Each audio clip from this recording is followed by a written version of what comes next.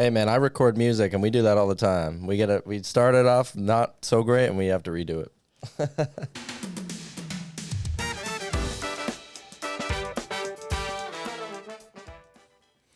All right, everyone. Happy Saturday night and welcome to another night on David's Saturday Night Sit Back.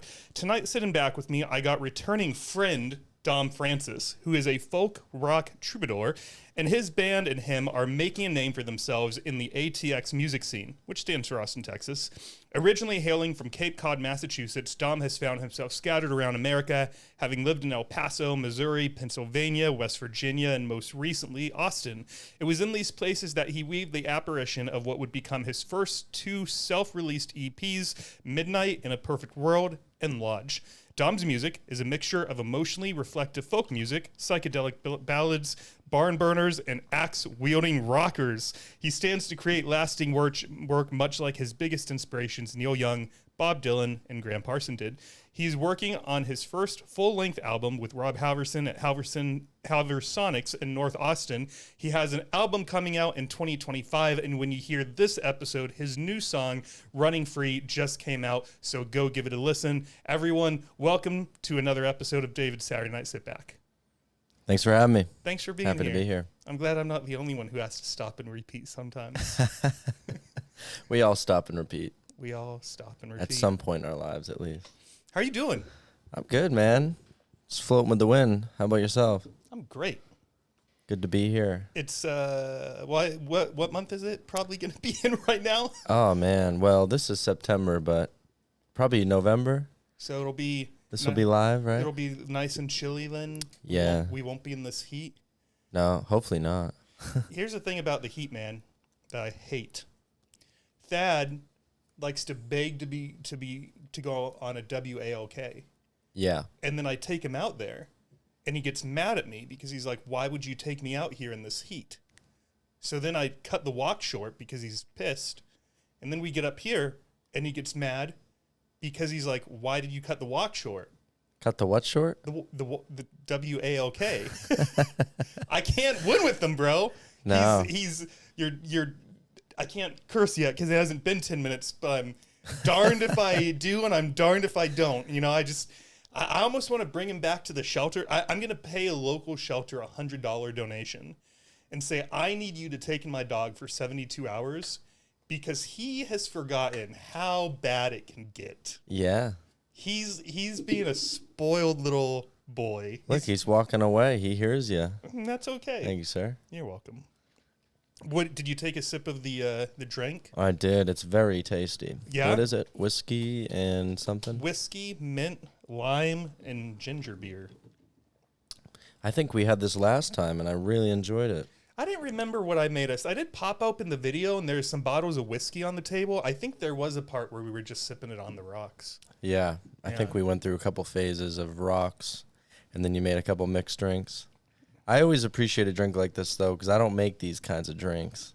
You're drinking. I'm drinking it on the rocks, usually. Yeah. I like it on the rocks, but I'm also not very good with ingredients, I guess. So it's been 1 year since I've seen you. Well, let me rephrase that. We've seen each other probably 5 times. I went to your house party, went to 2 of your shows, I think. Yeah. Ran into each other at that bar with that night Tommy and Pat were out. Yeah, that was after the Continental show, I think. Yeah. Yeah. So for the sake of the audience, what's new with you? Oh, man, a lot's new. I mean, last time I was on the podcast, I just got my band together, and we're still together. Yeah. And we're playing a lot of shows and really trying to get out there and start. All right, so the band's good. It's the exact same people from Craigslist. Well, sort of. You know, we kind of have like an alternating, rotating cast of people.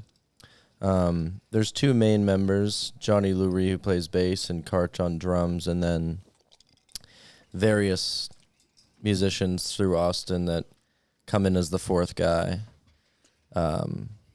So yeah, it's been great, man, and just recording the album, and I think I started that last October, so that might have been right after the first appearance. I think. Wasn't I on here probably September of last year, I think. Or maybe I just started recording it. I don't really know, but I don't know. Dude, my timeline is, you'd think it'd be better. It's so episode 80 came out today, and I have just lost track of everything in terms of like, I sort of remember who like the first, I don't even know if I could name like the first 8 guests. Jake, Nat, Hidea, Daniel, Tim. was Tom one of them? Nope. Oh. 6 was I can see his face. He's the gym dude. Jimmy. Jimmy the gym dude. 7 was Judd. And I think 8 was Maxim. I did it. That's pretty good. See, you have a good memory. It's a blur after that. What was I? Was I like 20th or something? Between 20 and 30 probably. Yeah. So that means, yeah, I started recording in February, average about 6 episodes a month. You were probably like August. And I'm the first person to be back on before. Fourth? Really? I thought. Spencer came back. Oh, Hannah okay. came back. Dalton came back. I beat Tom, though. But you beat Tom. Yeah, that was the thing we were talking about at the Continental was who would be back. Or it might have been at Fraser's. Me or Tom, and beat you, Tom. So. I don't think I beat you, Tom. Yeah. I'm gonna make a little 10-second clip and You should. text that to And him. by the way, when my album comes out, I'm going to send you a record just like this. if I'm your printing vinyl, so. if your record gets to me before Tom comes on the show, that's coming down. Ooh. You put that down by Thad. And his name will be stricken from my mouth. Oh, man. He'll Tom, never get referenced again. you better come back on, Tom. You got great spot right here. Free advertising. Yeah. Free advertising. Yeah. For sale. Show up before Tom. That's Yep. the price. Have you guys bumped into each other lately? No, I don't see Tom much. He's a busy guy, but I think last time I did see him was when I saw you in June, end of June at Continental, and then at Fraser's, and then before that, it's been a long time, man. Dude, I have 3 different sets of friends that live in the apartment complex that Tom does. Oh yeah, And so, like, I'll be, like, at his home, so to speak, and he won't even be there sometimes. yeah. Just because he told me the other day, he's watching Breaking Bad for the first time. Oh, he's in for a treat. I wish I could watch that again for the first time. A great show. That's based. Yeah. That's like opposite of, what's the opposite of based? Base squared. That's base squared. Because everyone I know who hears that someone's watching that show for the first time says the exact same thing, including me. I think it's the best show ever. Did we talk about this? Or I did feel I like we did. Because you and me Watch the first episode. If you Yeah, wanna go hear. watch. Well, because you and me, and then me and Jack Rabinowitz recorded almost back to back. Yeah. And with one of you guys, we did a 40-minute tangent about Breaking Bad, and with the other one, I did like a 40-minute tangent of Game of Thrones. Yeah. Do you remember talking about Game of Thrones? I think we did, but not. I don't think it was for 40 minutes. So yeah, you and me won't go down that rabbit hole again. All I will say is the only reason I'm bringing it up is because I told him I wanted to watch the season 4 finale with him because I want to watch his reaction to Gus getting blown up and all that shit. And he was like, "All right, if you want to watch it with us, we're watching it this Wednesday at 1 a.m." Like, dude, I'm not coming over to your apartment at 1 a.m. That's how busy the man is. He's what I do at 9 o'clock at night. He's doing at 1 in the morning. Well, he is he works in a studio, so late nights. But yeah, that's crazy. And I'd love to watch that show with somebody who hasn't seen it, at least on episodes like that. So how about this? But you just spoiled it for anyone who hasn't seen the show. Gus gets blown up. No, stop! You already said it. Maybe I'll cut that out because of what I'm about to say. If you're in Austin, Texas, and you're a chill human being, I've never done this before. We will choose our favorite episode, and you can come over to the studio, and you and me and Dom can watch it together. Let's do it. I already know my favorite episode. Would you be down for that? Yeah. What is it? You don't have to say what happened. Crawl Space. What season? I I think it's season 4, episode like 12 or 13 maybe. And it's you'll probably remember. I'll just bring up a moment in the show, and it won't be spoiling anything, I hope. It was when he goes down and get the money. Yeah. Dude, that's my favorite Yeah. episode. Oh, that's when I think the show was at its most intense point, or you really had no idea what was going to happen at that moment. I mean, because after, you know what happens to the chicken man, Yes. you know, that was his biggest threat throughout the show, aside from, I feel bad talking about this. Should I be talking about this? I mean, it's our podcast. We can do Yeah. whatever we want. Aside from, we can burp, we can do anything. Aside from Hank towards the end. Yeah. But it was Gus. And then at that point in the show, it was, you were like, oh, he might get whacked. The Hank episode is so good, I might be tempted to go over to Tom's at 1 a.m. and watch it. Yeah, that's worth the 1 a.m. Because I want to live vicariously through him and Emma. Yeah, you just watch him And see. Yeah, I won't even be watching the TV. I'll just be, if you're Tom right now, the TV will be right here and I will be right here. Just like this. Just like Dad does to me all day. It's great. I'm taking a shit. Yeah. I'm working. I'm podcasting. It's awesome having a set of eyes on me 24/7. Yeah. Is that sarcasm? I'm really just shitting on this poor guy tonight. Yeah, well, he did tip the camera over, so. For the 3rd time. Oh, really? The first 2 times he broke the lens. That's why I was most at least the scared. lens is working. Yeah, we hope it is. It looks great. I can. Oh, see you can see it. Okay. Yeah, you look great. I look great. Thanks, man. I look okay. You look great, man. Thanks, brother. The beard is full, ready for the winter. I just need to find a shirt that like perfectly like yours shows off the chest. This one it like closes back in. Do you like open it up a little bit before you walk out of the?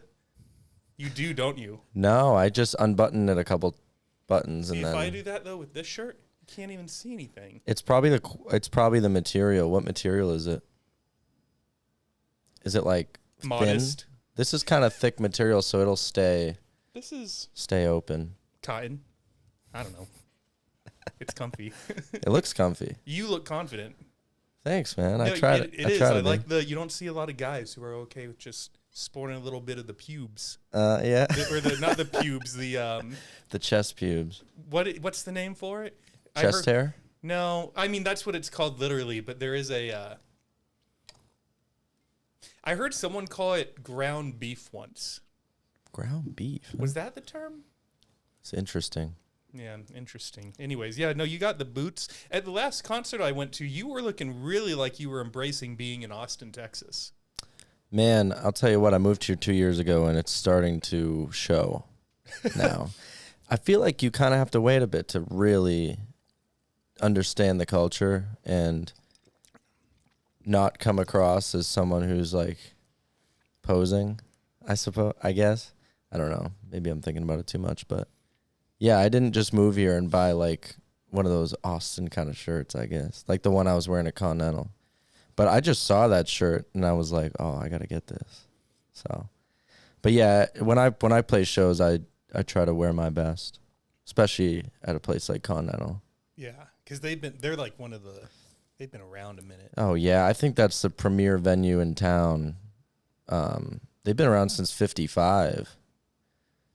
And I've seen pictures of South Congress in 55 and it was like a swanky street. There was like hookers and it wasn't what you see now where it's like really nice and boutique kind of stores. It was not a whole lot of stores, and the stores that were there were kind of dingy. And it's cool that a place like that is still there, even when that street has changed so much. It looks like there were some pretty big protests. So if you're watching on YouTube, I'll put some of these pictures I'm looking at. That's like modern. I guess in 1955 they didn't have iPhones yet, so not so people weren't taking pictures. Because, dude, even when I Googled it, I already ran out of pictures. There's only like 25 of them, and like this is probably the only one that I'll put up. Is that South Congress?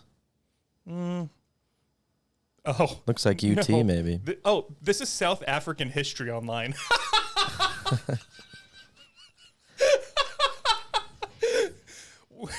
South Africa, South Congress, it's almost the same thing.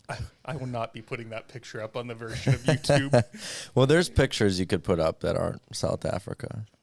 The public won't know. I'll look for some. I'll do my due diligence while editing. Yeah. Oh, man. What were we even talking about? South Congress, the Continental, we're embracing Austin culture. Did you buy those boots like that, or are those genuinely worn in? Oh, man, I beat the hell out of these things. I wear them two-stepping and wear them to gigs.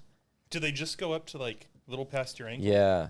I'm a big fan of, like, the ankle boots. cut. I don't like the boots that go way up to your knees. Never been a fan of them. And I don't like boxy. I like sleek kind of look like this. No, those are nice. Thanks, man. I got to get a new pair because it's starting to fall apart a little bit. What size is that? I think it's like 10. Okay. Yeah. Might be 2 sizes bigger than you, and I don't know if you've heard what they say about the size of your feet and other things. Yeah, yeah. But you know what? You know what my motivation has been recently to buy boots? What's that? While walking, when Thad takes me for a walk in the morning, we have come across 4 snakes in the last month. Now, one snake was a Texas coral snake, which is very poisonous. Mm-hmm. So I'm worried about him coming across that one. The other one, I'm pretty sure we saw the same snake 3 times. It could be 3 different gardener snakes, but it just looked so similar, and it was back-to-back walks. So we saw him on a evening walk the next morning, and then that same evening. Yeah. But I want to get a pair of boots just so that in case I'm walking and this thing is right at my feet and I don't see him and it tries to bite me, it's just going to get boot. Yeah. Or you could, Thad you could stick him on. Hey, get him. Thad might get him, right? Have you met him? Yeah. You think Thad knows Sick'em Boy? Well, you got to teach him. You got to teach him that. The little klutz is knocking over cameras. He's not killing snakes. No. You don't think he's got it in him? I have wondered if there was a coyote, let's say. That's the most likely animal we'd find out there. If there is a coyote and it came out of nowhere and I'm fucking like, rah, and I'm fighting this thing, right? I don't know if you saw my walking stick right outside the front door. No, I didn't. You didn't see it? It's like 7 feet long. It looks like Gandalf's staff. No, I didn't see it. I was too busy peeking through the window.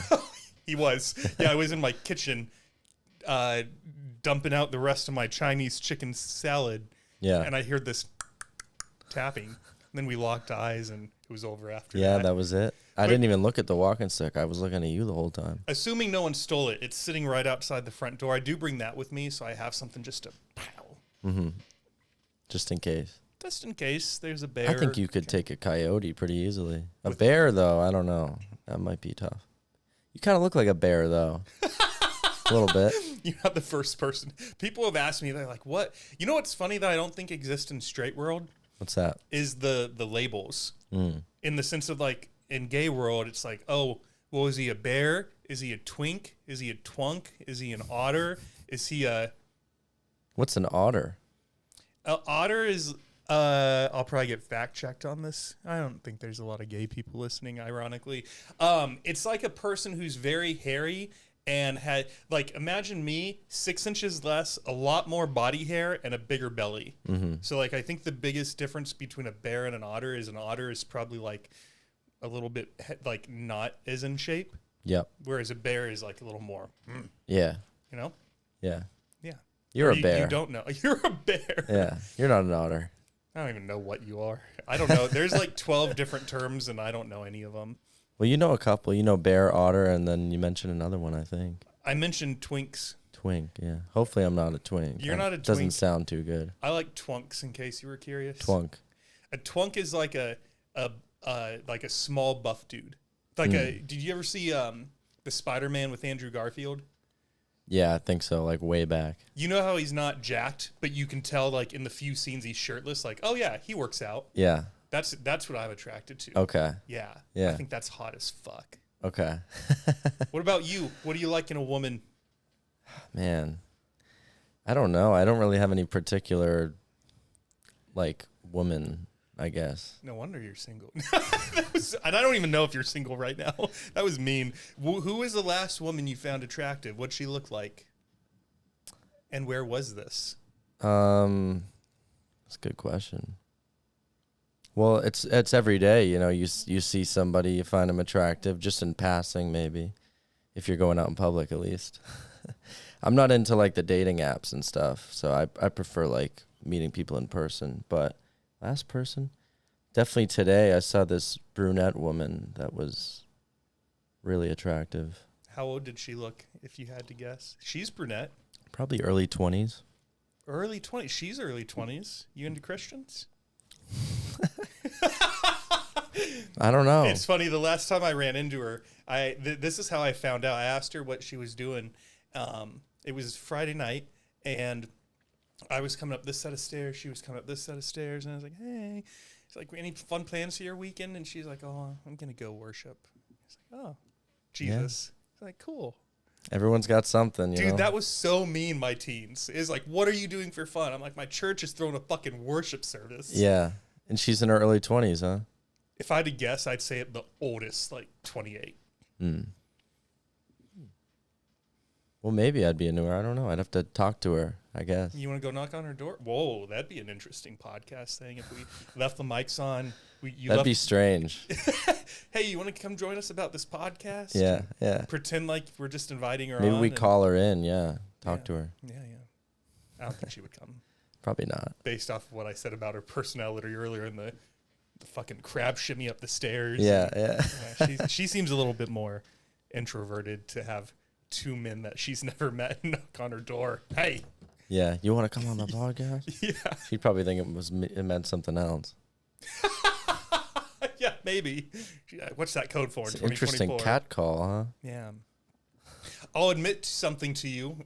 Sure. That I'm not very, like, not proud of, but like not proud of it either. Mm-hmm. There was a gentleman who was so attractive. Like, I'm talking an 11 out of 10. Yeah. And based off like how he dressed and whatnot, I sensed he was more than likely straight. Mm-hmm.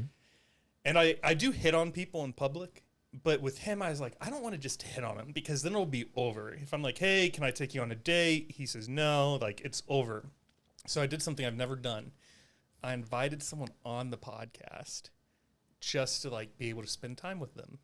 Ooh. It actually turned out great. Who was it? I'm not saying. Yeah. Well, he's going to know if he listens, maybe. No, he won't. Oh. It's like, it's been like. And was he straight? Yeah. Okay. But it was a super fun episode, and it's performing really well, and I loved everything we talked about, and we've worked out together a few times, so it all worked out. That's great. Yeah. Made a buddy out of it. That's always nice. Yeah. So when you meet someone in public or you find them attractive, is that your approach? You just go up and you ask them out right away, or do you talk to them more before that? Well, it depends. If it's like HEB, I just go straight for the kill. Mm-hmm. And I'll just walk up to him, and I'll be like, hey, sorry to interrupt your shop. Can I take you on a date? Mm-hmm. And most of them, all of them, have said something like, oh, like, I'm sorry, no, or like, sorry, dude, I'm straight, or like, oh, I have a girlfriend already. So then I'll just follow up, and I'll just be like, dude, you're just so handsome. I couldn't not ask. Yeah. And every time, they've got the biggest smile on their face. Yeah, people love to hear that stuff. So it's not even like bad. Not bad, but like I feel like I'm sort of putting myself at risk to get rejected. Mm-hmm. But if you can make someone smile, like that's a win-win for everyone. Well, not only that, but if you don't go for what you want in life, then you're never going to get it. You should use the line from Napoleon Dynamite once. What's that? Have you seen that movie? Once. When he goes up to the girl in the lunchroom and he says, "Are you drinking whole fat? Is that because you think you're fat? You could be drinking 1%." Or something like that. I think I got it mixed up. Or she's drinking 1% milk. And he goes, "Are you drinking 1% because you think you're fat? Because you're not. You could be drinking whole if you wanted." Yeah. It's a great line. I love that movie. What's your go-to pickup line? Sometimes I'll just... It depends on the situation. Like, if I'm never going to see them again, I usually am more, I guess, aggressive in my approach where I'll just ask them straight up. But if I have a chance to like talk to them a little bit, then I'll do that and then ask them out. I guess it depends. Depends on if I know them through somebody else or I know I'm going to see them again. But usually I just try to be direct and just ask them. People like that. I heard there is a survey taken of 8,000 ladies in the U.S. and 8,000 ladies in the U.K. For a total of 16,000, in case anyone's not wanting to do math on a Hopefully Saturday people night. knew that right away. But 95, one of the questions was something to the effect of, would you rather get hit on in person, or not even a hit on, it was like, would you rather be approached in person or through an app? And guess what 95% of them said? Person, for sure. Yeah, totally. Yeah, I think that's just natural. I think the apps, not that people don't have success on the apps, but you really don't know who you're dealing with, you know? And there's a lot to be said for like body language, and when you communicate with somebody in person, you could pick up on a lot more things. Whereas, you know, especially on the apps, people are trying to look their best, trying to put on their best, I guess, and then maybe you meet them and it's not quite what you thought. Right. I'd be curious. Plus, it just seems kind of weird to me just swiping through people. I don't know. I find that it's more of a, it's almost the same as playing like Boom Beach or Clash of Clans. Like my expectation to meet someone is so low. It's almost like more of a game of just like, oh, let's see who we happen to match with. Yeah. Especially I think to a lot of people that's what it is, or like validation. You know, maybe they're just on the apps to feel good about themselves. If a lot of people are interested in them. I don't know. I don't really know anybody who's in a relationship though from the apps. I think it's pretty rare. Do you know anybody? I'm sort of going through the index in my head right now. There's only one person, my buddy Austin. He just moved here from New York, and I've met his girlfriend twice, and I haven't asked them, and I don't know. But they also moved from a very small town. I bet you anything they met organically. They were probably like the last two single people. Mm-hmm. Yeah. What do you prefer? Organic or meeting on the apps? Organic. I probably, dude, because I've probably been on 30 first dates on app. Or through apps. Yeah. And clearly they've never gone anywhere. I think dating's hard, you know? That's kind of probably average for most people.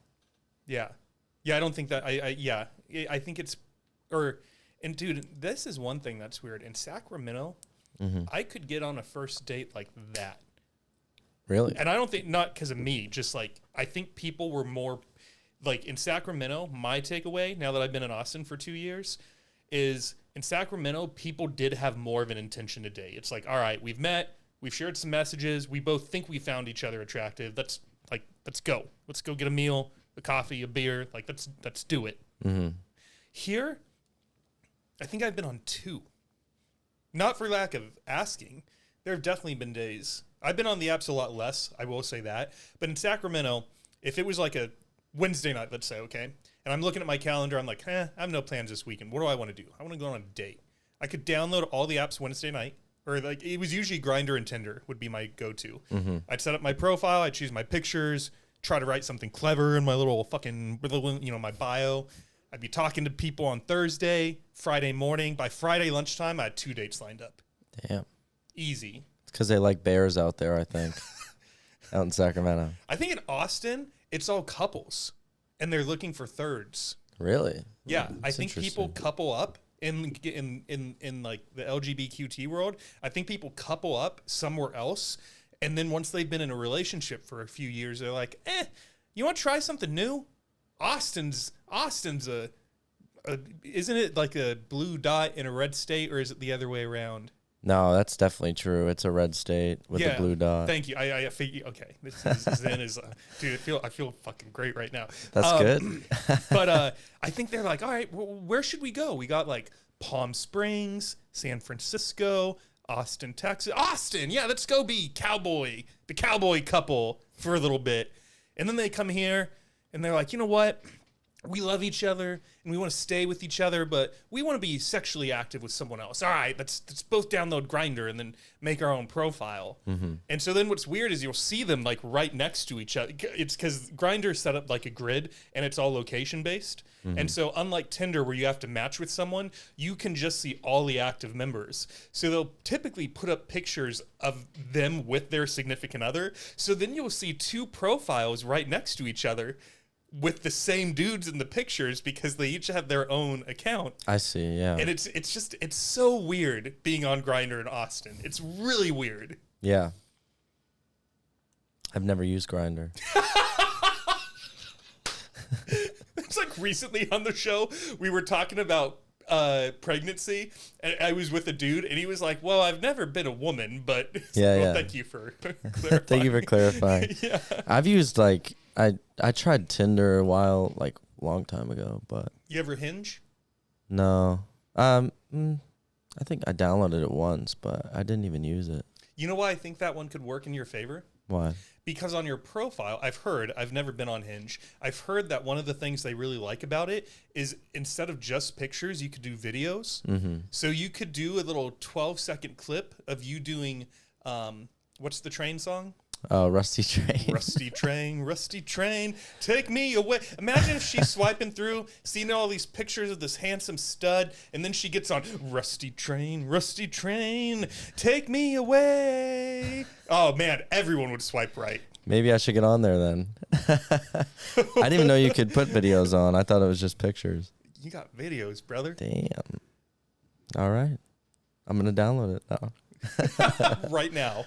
On air. I'm going to download it right this second. You won't even see it. I'll be off camera doing it. Just like this. Yeah. All you have to do is, well, we can see most of your legs. I was going to say, all you have to do is put it down here, but it's a pretty wide shot we're working with. Oh, is it? Yeah. Okay. We I'll wait till basically after can't that. see your feet. No, you can't see the boots? No. All right. There they are. There they are. There we go. They're a little dirty. That's okay. They're But used. that's what boots are for, Yeah. So your feet don't get dirty. Mm-hmm. All right. Well, so there's dating. So you haven't dated anyone since I saw you. In the last year, have you been on any dates? Yeah, I've been on dates. I'm always dating. Just nothing really serious, I guess. Nothing's come of it where it's been a big commitment, I suppose. Outside of your band, do you feel like in the 2 years you've been in Austin, how's it going just making friends, making homies? Oh, it's going really well, man. I have a lot of friends in this town, which is great. I have a couple really good friends that I see frequently, and then, you have friend of friends or people that you maybe see once every few months. But I think Austin's a really easy place to meet a lot of people and make friends. And people are pretty open to meeting people and trying things, so I guess it's easy. I would agree with that. Why has it been easy for you? I don't really know. I guess I have a lot of interests, I suppose, and I'm pretty easygoing to speak with, and I think I am. I think that's a question for someone else, maybe. But yeah, I'm pretty open and laid back, but I like to have fun too. I guess I'm not too reserved. I'm kind of reserved, but if I start talking to you, it's opens up pretty quick. When I went to your little housewarming party, you definitely didn't seem like you had a lack of friends. No. That place was fun. That was busy. Yeah. There's a lot of people there. Yeah, that was probably right after the podcast, right? Was that a year ago? It was fairly quickly afterwards. Yeah. I forget what it was for. Probably just a party you had. Yeah.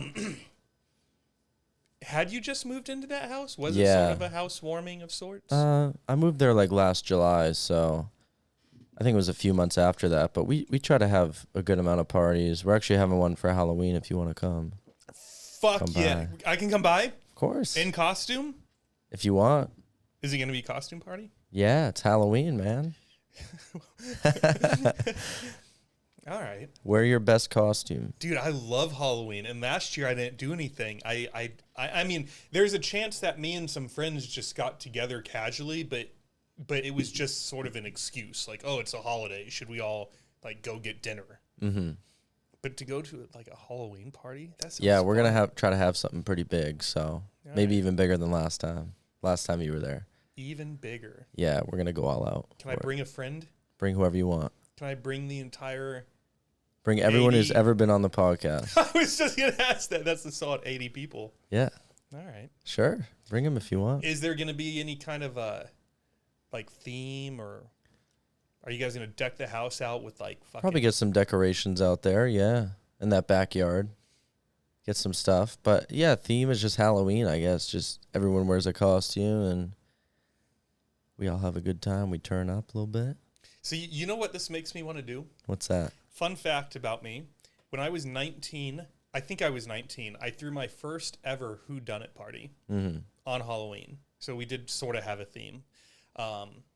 Sometimes I would write like the narrative myself, and other times I would just buy like a kit, you know, where it's like whodunit, you know, theme and stuff for 12 people or whatever.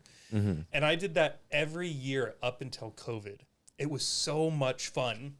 But every year I'd go to Spirit Halloween. Is that here in Texas? We got those? I don't know. Probably. You know what I'm talking about? Yeah, though? Yeah, I know what that is. Every year I'd go to Spirit Halloween on November 1st, and because everything was 50% off, and I would buy like $500 worth of stuff, and then I would save it until the following year, so my collection got bigger and bigger. And when I moved here in my car, so I could only bring the essentials. So I got like 8 boxes of Halloween stuff in my mom's storage unit. I'm very tempted. Where does she live? California, Northern. Oh, yeah? I'm tempted to drive back home between now and October 31st, get all those 8 boxes, bring them back here, give them to you, and then you guys will have like 3.5K of just free Halloween decor to use as you want. Hey, man, if you want to do that, we'll accept it. I'm sort of tempted. It's just collecting dust. My 63-year-old mother is not throwing Halloween parties every year. Yeah. So, that's impressive. $3,500 worth of... I mean, I don't know. It was dude, when was 2020? At 19, I would have been 2004. So it's a 16-year collection of Halloween decorations. Yeah. Like I could literally transform my home by the time we got to the 2019 party. It took me like 4 days to set everything up. It was an epic party. That's crazy, man. And then 2020 just fucking killed it. Damn. 2020 killed a lot of things. Killed my soul. Did it really? No. You seem to be doing well. I'm doing good. Yeah, thank you.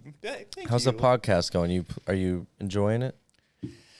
I am having so much fun. So I was hanging out at a guy named Brian. He came on the podcast. He's a tattoo artist. His episode should be out by now. Go check it out after this one, of course. But he moved here from Jersey, and he's a tattoo artist. I moved here from California to start the podcast. And there is a minute where I was hanging out with him at his place, and we were on the porch, and he has a beautiful view of Austin, and there's all these trees. It's sort of similar to here. It's just a bunch of trees. There's a bunch of bugs flying around, and we were at his. We weren't actually at his home. I lied. We were at his tattoo studio, and it was just like, dude, isn't it? And I don't know if you felt like this since you've been in Austin, but I'm like, man, I got a podcast. You got a tattoo studio. You got a new album you're working on. We're in Austin, Texas. Does it feel like we're living in some sort of simulation? Like any day now, I'm going to go to bed. Like after you leave tonight, I'm going to go to bed and I'm going to wake up tomorrow morning and I'm going to be back in Sacramento. And there is no podcast. Like it's all just been a dream. That's how much I've loved Austin and starting the podcast at the same time. It just feels like this isn't my life. Yeah. Like it's too good to be true. That's great. That's a great feeling. Do you feel like that most of the time? No. Okay. You know, just when the podcast is live, huh? It's really, it is. It's like right now, and but it's also when I'm hanging out. I think it's also when I'm hanging out specifically with people that have been on the show. Yeah. Because I feel like, how often do you get together with one friend and you're like, hey, let's just sit down and talk for 2 hours? Not often, honestly. So I feel like a very like you and me have like a unique, like all these people, like I have such a unique relationship with you guys. Yeah.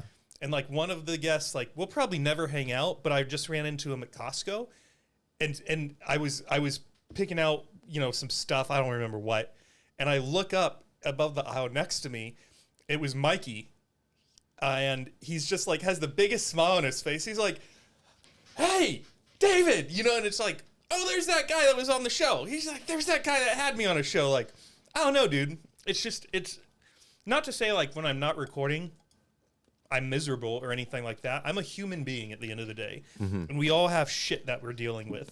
But when we're here in studio, lights are on, cameras are on, there's like I feel like I'm in podcast land right now. Like we're not on Earth right now. We're like in space. Yeah. In like a 10 by 10 by 10 steel box. Yeah. Just Totally, hanging out. man. I know what you mean, because when I play music, it feels that way. Some days it's just a terrible day, but then when you get on stage, it's like you're just doing that thing, and you're not really thinking about much else. Have you ever performed on the same day that you had an awful day? Oh, yeah, man. That happened like last week. And out of curiosity, how did the show itself go? Actually, it was one of the best shows we played, I think. It was like a release in a way, or a way to escape the day in a strange way. Because when I arrived at the venue, I was like, damn, I really don't feel like playing. Some days you just don't really want to get in front of people. At least that's how I feel. Some days you wish you didn't have a gig and you could just hide from the world or read or something. Not necessarily socialize too much, but part of being in any business or any kind of industry, I think, is finding something that you like enough where you can escape from that. And very rarely do I play a show and I don't enjoy it, So for that show, that was like last Wednesday, and when I got there, I didn't want to play, and then once we kicked off and the first song started, it was like, all right, here we are. This is all that matters, So it was beautiful, really. So it keeps me going. Mm-hmm. Kind of like your podcast when you're saying, when you're here in this 10 by 10 box with talking with somebody, it's like nothing else really is going on. It's just this. Mm-hmm. It's an escape. And it's a good one. And it can affect the rest of your life in a positive way, I think. Yeah. There is on a similar basis, this may have been somewhat insane behavior, but there is a week in July, and we can talk about it offline. I don't want to get into it here.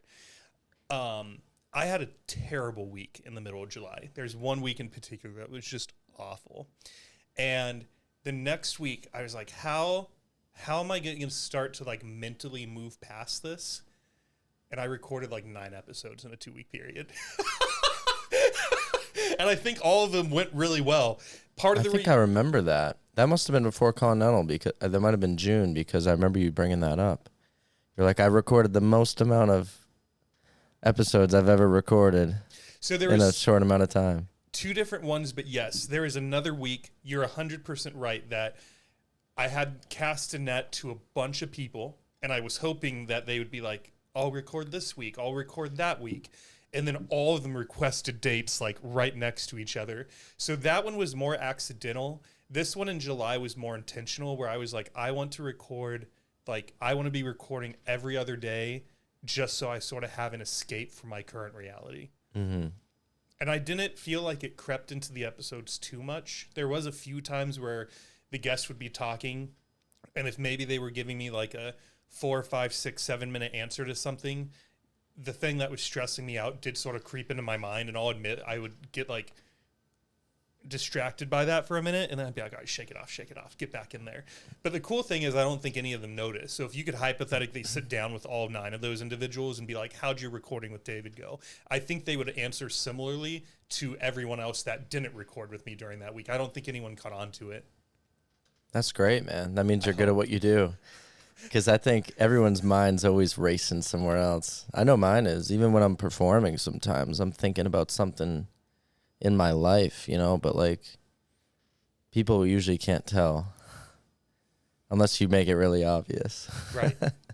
And the thing is, most people are thinking the same way. So if you're on the podcast and you're thinking about something you don't want to be thinking about, the odds are they're probably doing the same. Everyone's kind of thinking about what's on their mind and not necessarily like, what's this guy thinking about? Yeah. I don't know. We all get caught up in it, but I think we're all just worried about what we're worried about. Yeah. I did have one guy who rescheduled because he was having a bad day. Mm-hmm. He sent me a voice message like the ones we sent to each other this morning. Yeah. And so I sent him one back and I was like, listen, sorry about if that. you want to reschedule, I respect that. In all honesty, if you show up, I bet you'll feel better and might even have some solutions to whatever you're dealing with by the end of the episode. That's a great response. He still did it. He still rescheduled. Oh, damn. But I was really hoping I might get him. I was like, this could turn out better. That would have if got you me, show up. man. That would have got me. I'm not one to cancel though. I'll just push through it. Yeah. I don't like to let people down like that. So, but that's a good response, man. Really good response. He should have came. Did he end up showing up? Oh, he still showed up. Oh, that's good. He was true to his word. Yeah, like 2 days later, he proposed like 3 new dates. We got on the books. It's recorded. It's even released already. But I was really curious, like what would have happened. Like, I mean, we don't know, right? We there's both him and me. Like, if he had shown up and we recorded, and by the end of it, if I had asked him after we turned everything off, like, hey, how did you, do you think that went better than if you showed up on a day you were feeling good? Who knows what he would have said. On the flip side, I will say that one person did show up, and before we started recording and after, this individual said that they were in a real funk, and it did show during the episode. So I also respect his decision to wait, because that episode is unreleased, and I re-listened to all the episodes from start to finish. I feel like if you won't consume your own content, why would you expect anyone else to? Yeah. And I am curious when I re-listen to hers, like how I react to it.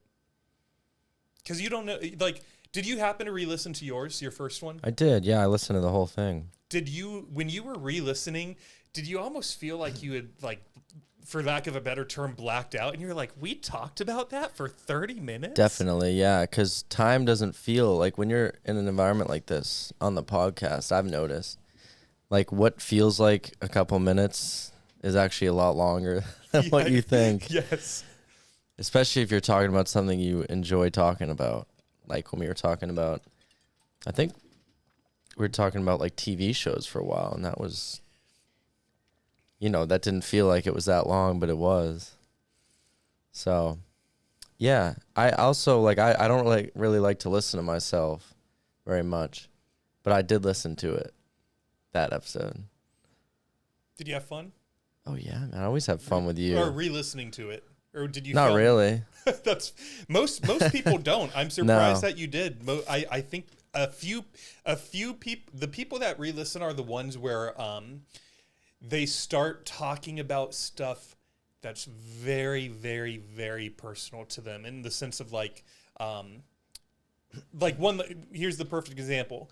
One lady was born into a sex cult. Yeah. And so we obviously talked about some extremely personal stuff. Of course. As she went through that experience. It's usually those kind of people where they just want to be like, let me make sure that I'm okay with everything I said being released to the world before this goes out. Mm-hmm. Most people though hate the sound of their own voice, and they're like, just post it. Just do your thing. I listened to Jack's, like almost all of that one as well, because he's a good friend of mine, and it was interesting, especially when you guys were talking about like the gladiator thing. That was one of my favorite conversations on this show. Jack's really good at speaking. He's a law student, so that comes naturally to him. But yeah, that was a great segment. So it's funny because another lawyer who, I'm so bad at guessing like adult female ages, 45? Well, so you don't want to be insulting. You're like, hopefully that was a you always got to compliment. lower it a little bit. You're Right. like, oh, she looks 30, but I'm going to say 25, She's been lawyering for probably at least 2 decades. Oh, yeah? And she made a very vague comment to me, and she was like, something like, it was very cute to listen to someone who's so ignorant about the world of law. She said that to you? Not in a mean way. Yeah, but yeah. I mean, even like all of this. Did you It's go so to college? true. Yeah, I did. Like but we thought, like even as an accounting student, I thought like I did good in my accounting classes. So I thought when I stepped in my first job in accounting, like, oh, I'm going to crush this. Like, Right. Because I got an A in tax, A in audit. Like, I'm a fucking good student. Dude, day one, I was just like, what am I looking at? Yeah. So she did not mean it in an insulting way. I think it's more of just like, she has been doing this for 20 years. And so she's seen so much in those two decades that to hear a student sort of speculate on like what he is expecting out of this career, and she's like, sorry, honey, like that's not it. I think especially for law, because it's so specific and there's a lot of codes and there's local and like federal law, and it's one of those things, if you didn't go to law school and you're not very knowledgeable on law, like you don't know anything, whereas most other things like music or, any other industry, really, you can kind of learn a lot about it, just not by going to school. But I think law is like, it's like either this or that, it's you either know it or you don't. And when I talk to Jack sometimes, I'm like, damn, I don't even know. I don't know what the hell he's talking about, but it sounds good. That's the thing with some people, man. Even in like the fitness industry, some people will tell me, like recently, a guy tried to propose a different way I do calf raises, and he went into like a 90-second explanation why. I don't remember a thing he said. I was just like, that sounds fancy, so I'll try it. And you're in good shape, so yeah, I'll listen. It's working. Yeah, I'll take your word for it. Right. Yeah, totally. I mean, let me ask you this: how many conversations do you have with people where you don't feel like you know anything about what they're talking about? Do you kind of take their word for it? And how do you judge that? Do you judge it on their character or how you think they are as a person? Yes, it's more of their character. Like you believe in them. Like, this guy's ripped. I don't really know much terminology when it comes to working out, but he looks like he knows what he's doing. So now I know more about this, and it's actually true. Well, with this guy, there's a couple ways to answer that. This guy, I've met him a couple times, and I know he's in the middle of getting he got his bachelor's in kinesiology together, and now he's working on his master's for something else. So I know like he's going through the educational process right now. So he's probably at like the forefront of like what modern working out looks like. So his word I would take before like a stranger, because we've had enough conversations. I trust him. The other way I would answer that is I went to an event in July called the Internet Marketing Party, which is exactly what it sounds. If you are marketing something on the internet, this event was made for you to go collaborate with other people who could be doing something similar. And when I went to this event, most of the attendees, whatever they were working on, are already generating anywhere in like the millions of revenues. Whereas like the podcast, I haven't even monetized it yet, which is fine because that's not the main goal. But it was awesome being in a room full of people that were like 12 steps ahead of me, because I was like, oh, I just get to learn from all you guys. Like, right. I don't have to go on YouTube or Google. I can just hang out with you guys once a month and take everything I learned. And with them, there are, I almost want to take out the name. I might take out the name of the event with what I'm about to say. I've now been to that event a couple of times, and I do feel like there are some people where I'm just like, I can take what Dom is saying to the bank.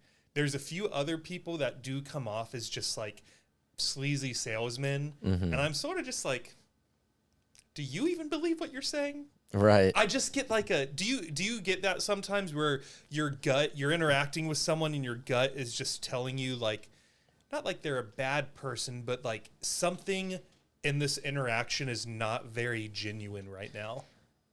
Oh yeah, all the time. I think I have a pretty good sense of like people,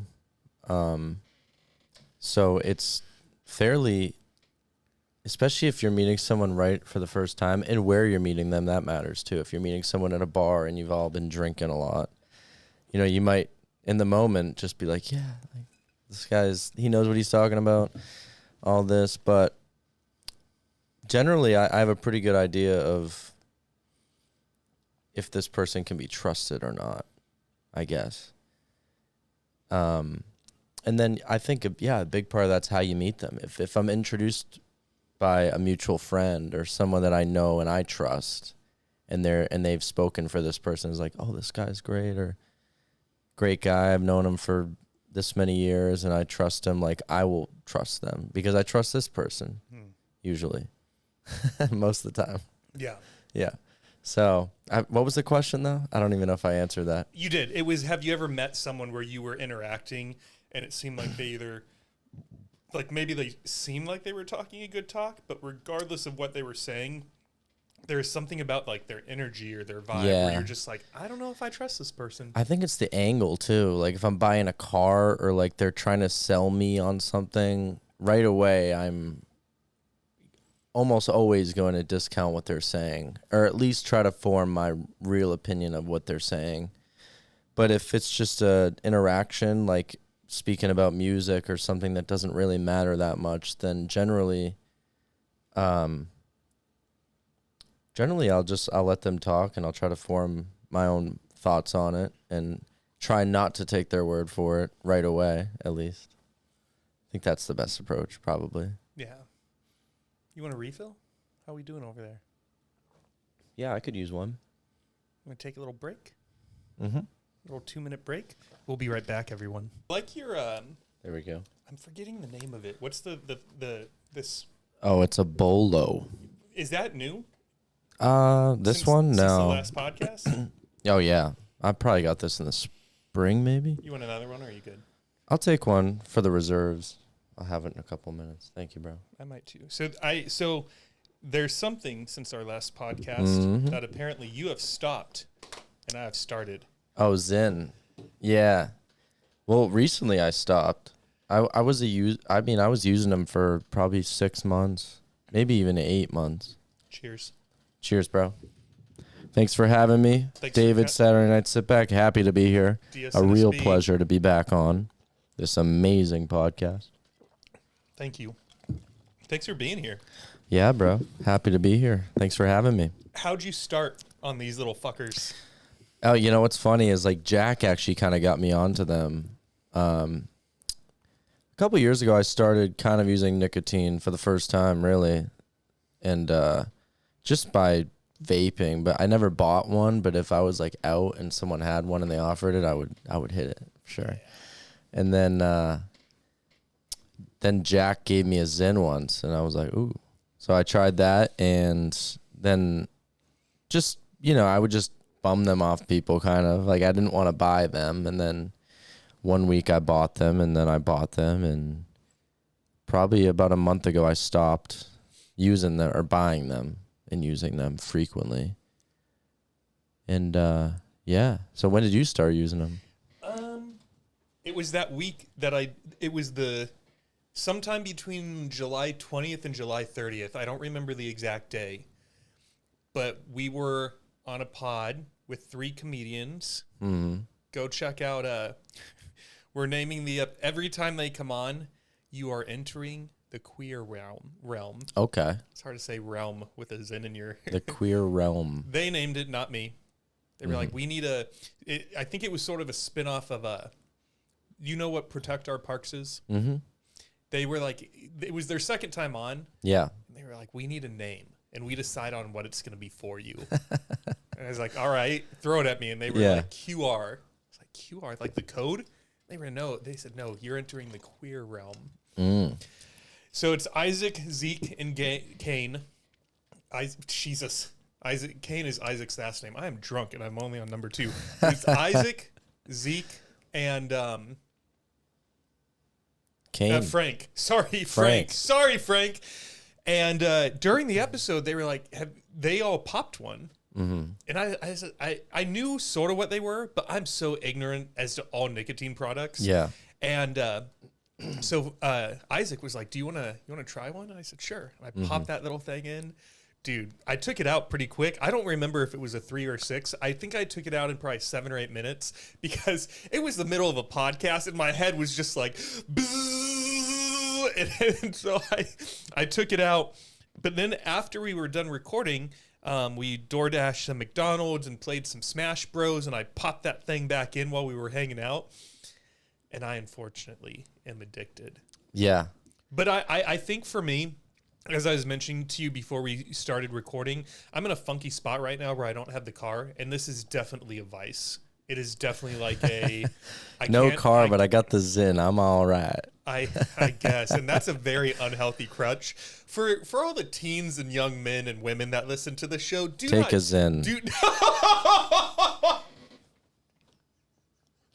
Take a Zyn, young people. Take a Zyn. Brighten up your day. We should do an advertisement for them right now. If they ain't sponsoring me, I am not doing any Zyn, kind of that. sponsor this man. Could you imagine if This that is was free my promo. first sponsor was Zyn? That'd be fucking sick. It would be. I mean, I'm sure they're probably making a shit They're like, ton of here's money. 50 cartons of Zyn. That'd be so bad for Just me. show them on the pod. That'd be so bad for me. I would have so many. Like, because Yeah. right now I'm rationing. Well, them. have you noticed any negative effects? That was why I stopped, because I actually had some negative effects. I haven't experienced those yet. It was mostly mental for me. Like, I would take them, but I would feel bad mentally. Why'd you feel bad? I don't know, because when I started using them, I don't know if it's the Zyn or if it's just the way things have, like, just my mental state. You know how you go through phases where, like, things are mentally you're good, then mentally you're not so good, and who knows if Zyn is the cause of that. But when I started using Zyn, it was like I was euphoric. I had more energy. I could supplement eating for like a Zyn. Like I didn't have to eat. I could just take a Zyn. And it was great. Like combining it with coffee especially. Give you this real rush. And then that lasted for probably about 6 months. And then it got to the point where I was taking them, but I wasn't feeling good. You know, like when I would take one, I would start to get in my head more, or maybe get anxious even. So that's why I stopped using them. But I'm probably the only person that I've met. I mean, I'm me, so I haven't met I've kind of met myself, I guess. But I'm the only person that I know of so far that has experienced that. Most people I know use them, and it's good, and it's definitely better than inhaling vapes, in my opinion. But yeah, that's kind of why I stopped using them. But if I wasn't experiencing those effects, I'd still be using them. But who knows if that's from the Zyn? I don't know. Who knows? You know what's funny is that you could, when I popped one once. Speaking of that, I'm gonna pop one right now. Here we go. Where's your prime spot? Right gum. Upper or lower? Upper. I try to put them in the lower. I try to spread them out because they're like, oh, if you put them in the right the whole time, like your gum will recede, and it does. Like mine receded a little bit on the right side. So the best thing to do is to spread them out. I wouldn't be that worried about it. You know why I'm worried is because every time I go to the dentist, he says that I have the best teeth of the office. I don't think it affects your teeth though. I think it's like and gums. your gum. It's like mouth health. Well, he's gonna when you go back, he's gonna be like, you've been using Zyn, huh? No. Nah, I'm fucking. I don't know. That in and of itself makes me want to stop so bad. That's not enough. The only reason I stopped, well, also another reason I stopped, is because I was feeling some cardiovascular differences. When? Probably about a month ago. I was out at a bar late at night, and I was feeling like something in my chest, like near my heart, almost. Oh. Yeah. Were you drinking? Yeah. I drink pretty frequently, so I don't think it's drinking. Well, could it have been a combination of things? I think it's of a combination. Exhaustion, maybe you hadn't ate that much, maybe you hadn't drank that much water, and maybe just like then the culmination of like the unhealthy things of being up late, drinking Zyn. So I'm not like defending Zyn, but like could it have been a combination of like the 12 hours leading up to that moment? Definitely, yeah. And I think that's the trouble with the body is you never really know. You know, we kind of pin it on one thing. Like, I chose to pin it on the Zyn, but I took a 6 as well, and it was like late. But that made me stop buying them. And I just bought these for you today, and I'm taking one now, but as long as I can keep it that way, that's okay with me. I mean, I'll take them sporadically, but I try not to buy them anymore. Or I don't buy them anymore until today. It's funny that you can take them on an empty stomach because I can't. I did it once. So usually for me, it's the best one. We can talk about this for a second, actually. Sure. It's with the coffee. Mm. That is my favorite time. This first thing in the morning. Great combination. I roll out of bed. I take a piss. I chug a 16-ounce thing of water. Pour coffee. Grab a coffee-flavored Zen. Pop that sucker. It's revolutionized my mornings.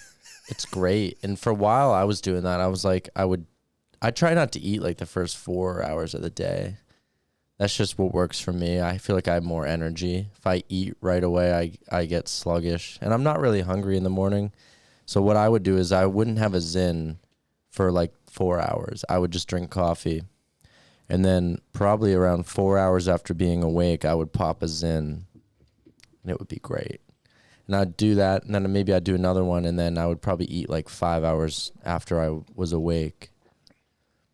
That was my routine for a bit. One thing you said that was interesting where I'm the opposite. I can't take them on an empty stomach. Yeah. So there's one day around lunchtime where it just sounded good. I forget if it was because I was having a good day, bad day. I don't know. I was just like, I want a Zen right now. So I popped one, and I swallowed. And as soon as I hit my stomach, I was like, oh, God. I'm gonna be sick, Right? And I'm gonna be dry heaving over my toilet in a minute. I got that thing out of my mouth so fast. Maybe it's like when I take medicine I can't take medicine on an empty stomach. Like if I wake up and I'm sick, I can't just take Dayquil or ibuprofen or a vitamin like on an empty stomach. I actually get sick from it. So it's interesting. Our bodies react in different ways, and I think Zen is like such a new product. And it's from Sweden, by the way, which makes me feel a little better about it. But it's a Swedish company, but I think they just sold it, so I don't really know. But there's not enough studies on it to really know. But I've seen videos on YouTube of doctors, because I've done some research on it. I mean, if you're using it frequently, you should probably look into it a little bit and see what you're dealing with. And a lot of doctors, from what I've seen, don't say that it's necessarily good, but it's better than the alternative, which is smoking. Because it's just straight nicotine to your bloodstream compared to, all the toxins that you inhale when you vape or use cigarettes, things like that. I think for anyone who smokes, Zen is better. Switch to Zen. But I had a good run with it, and maybe I'll be back. I don't know. Maybe. Did I tell you about my my COVID crutch? No. The hookah? You didn't tell me. So when I was 18, we couldn't drink yet, and me and my friends were we were raised very Christian, very straight-laced. And then when we were living up in Northern Cali... You're still Christian and straight-laced, aren't you? Yeah, totally. Yeah. You smelled my breath when you got in here. That yeah, smelled I very did. Christian Yeah. to you? No. But this hookah bar called Aladdin's opened. And one of my friends was like, guys, you only have to be 18 to do this. You guys want to go over to Aladdin's and smoke some hookah? And we didn't even really know what it was. And it's not like we could just pop open our phone and be like, Google, what's hookah? And they're like, it's something you smoke. And we're like, yeah, okay. So we go over. They have all the flavors lined up. We were like, whoa. I don't remember what we ordered. I think it's probably like mint and a fruit mixed with it. It's like strawberry mint or something. Anyways, until I was 21, that was sort of like one of the things we did. Not even on a regular basis. It was just like, what do we want to do this weekend? You want to go hang out at the hookah bar? Yeah, whatever. So then turned 21, discovered alcohol, didn't go to a hookah bar for years. And then 2020 hit. And at first I wasn't freaking out because our employer was like, oh, yeah, everyone's going to be fine. No one's going to get fired. And then like 30 people got fired. And then to everyone else, they were like, now that those 30 are gone, it's going to save us enough in payroll. Everyone's safe. Everyone's safe. And then like a month later, the team went from like 130 to 12 or something like that. They laid off everybody except like the upper management. So now I'm sitting at home and I hadn't started getting like my COVID checks in. So I'm freaking out, right? I'm like, man, I'm apparently not supposed to leave my house. I don't have a job. I don't have any money coming in. I still have to pay rent, so money's going out. David is very stressed, and I just did that in quotes. I need a hookah. I need a vice. Mm-hmm. So I ordered a hookah and the coals and the whole 9 yards. And this thing shows up. Now, normally, as you probably know, hookah bowls are shared amongst friends, 2, 3, 4 people. I started sucking down a whole bowl of this shit to myself every single night. Yeah. And I told myself I would only do it until I was employed again. So this was probably like early May that I ordered it. Fast forward to August, and I got a job, full-time job, great pay, benefits, all that. Fast forward to August of 2021, and I had this night where I'm smoking my hookah, and I'm like, man, I've been employed for a year, and I told myself I would give this up when I got my job back. So I finished that bowl, and then the next day I went cold turkey. I got all my nicotine, the hookah tower, the coals, everything. Walked it out to the dumpster, fucking chucked it in there so the glass bowl would shatter. So if I had regrets, it's not like I could just, run back to that dumpster that night when I got the itch to smoke and get it back out. And I quit cold turkey. That's great, man. I think that's the only way. I hear some people kind of weaning off of it, but cold turkey that's the only way I can quit things. And usually something has to happen for me to quit things.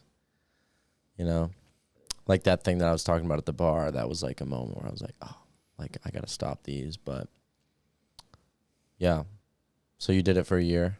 I've never even hookah'd in my life before. Ever? No, but I grew up with a friend who lived next door, and his family was Lebanese, and they're, like the Middle Eastern culture they really love hookah.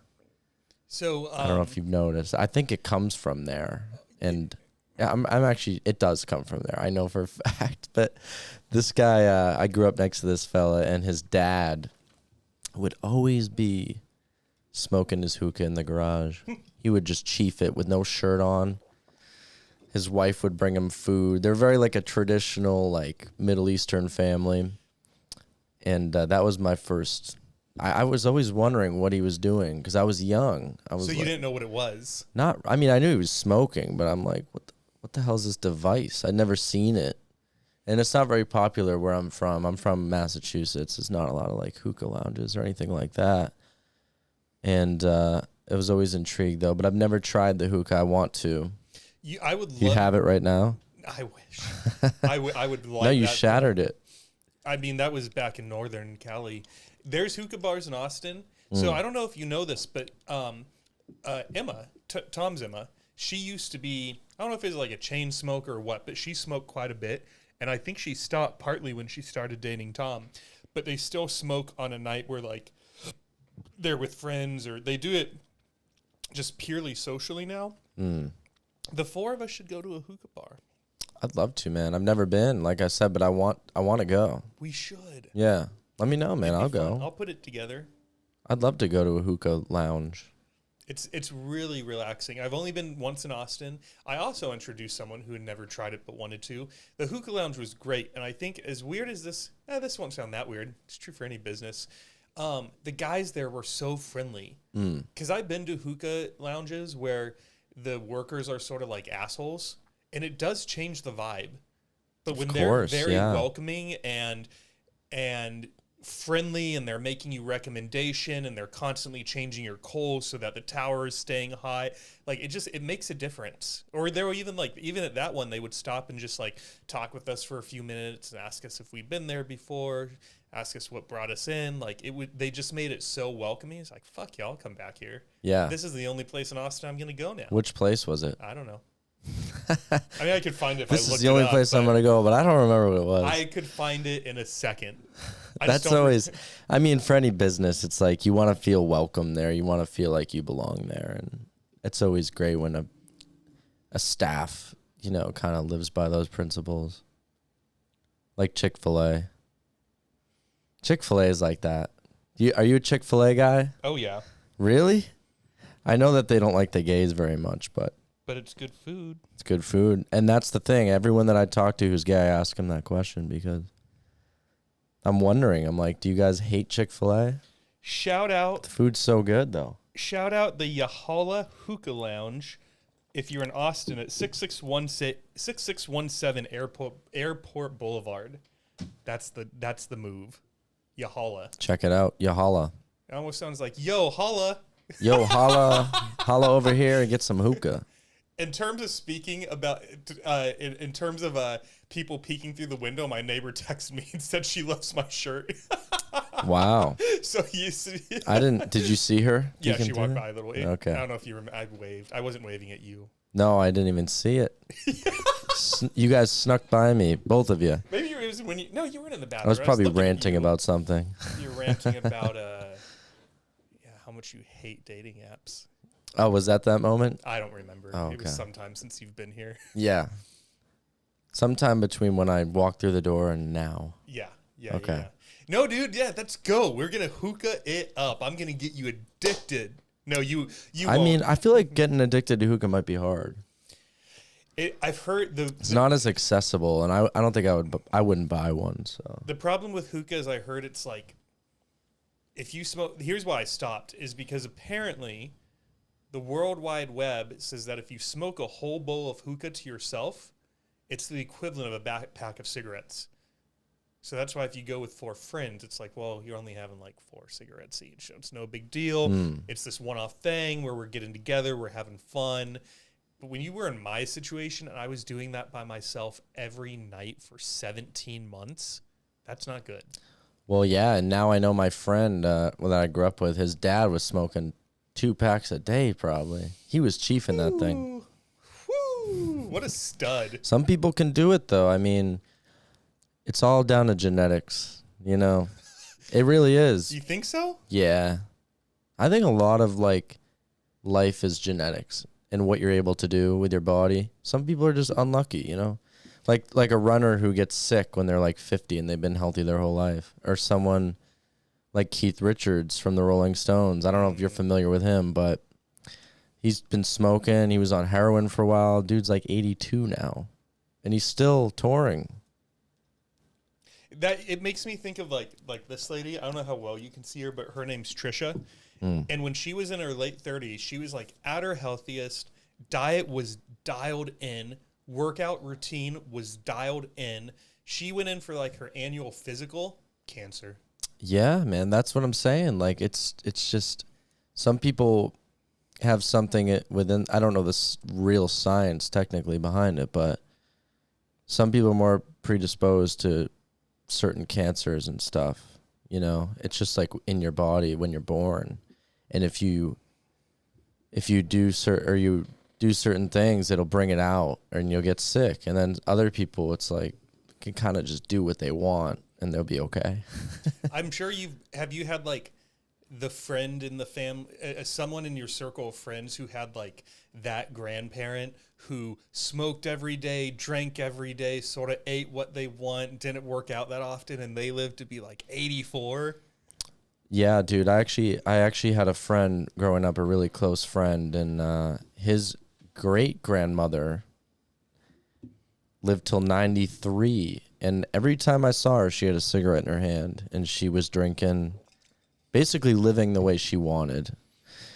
Or, someone like Willie Nelson, the guy's 91. He's still touring, and he's not really running marathons. He's kind of abusing his body, touring his whole life, and he's still living. And then some people go down when they're 70 from smoking. So, there's probably a lot of factors, but some people are more prone to illness than others. I think you have to look at your family tree, like your grandparents and your parents, and see how they're doing. My grandpa died of cancer, but he was in his 80s. Really? Yeah, mine died of cancer. He was 71 on my dad's side, and he chain smoked, and he was a mechanic. Started smoking when he was 13. But on my mom's side, my grandparents on that side lived into their late 80s and 90s, so Yeah. I think you just live the way you want because we're all going to die. Yeah. You know, my philosophy is like if I live till 80 and I can live my way, I'm okay with that. Yeah. Because once you get past 80, even if you're alive, it's like, unless you're really lucky, it's not great for the most part. It doesn't seem great.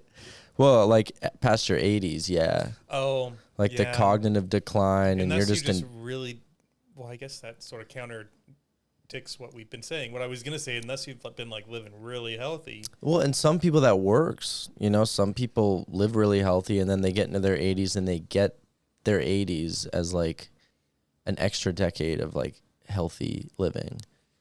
But most people, even if you live healthy, like the life expectancy and the odds of living in your 80s and being like comfortable, so to speak, and not in pain, it's pretty rare. My grandpa, the one that died of cancer, let's just go with he died at 80, except I think it was a few years past that. One thing I really admire about him, he was an entrepreneur, ran his own art business, went to the gym every day. As far as like habits in terms of like smoking, drinking, I have no idea if he touched that or not. But regardless, he was working up until he was 80, going to the gym every day. And one day he falls over. We take him to the hospital. Like 24 hours, he's dead. Mm. Like, that is ideal.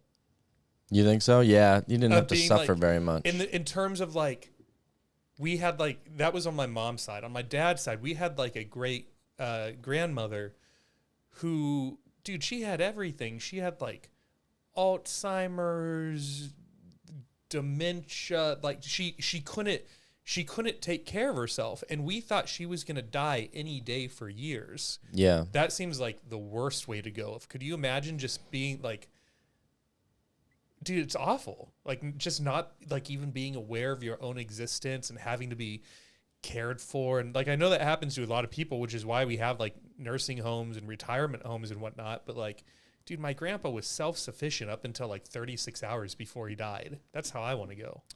Yeah. I've often wondered about dementia. My grandmother died. She had dementia. She just died 2 years ago. She was 93. And I'd say for the last 7 or 8 years of her life, she was kind of out of it. And once my grandfather passed away, she was in a nursing home. And I visited once, and it was one of the most surreal experiences ever, because it was one of those homes where everyone has dementia. And I would go, and I went in, and I'm like there, and they had some sort of event, and there's all these people walking around, and they're all out of their minds. And it was like, you felt like you were in the Twilight Zone or something.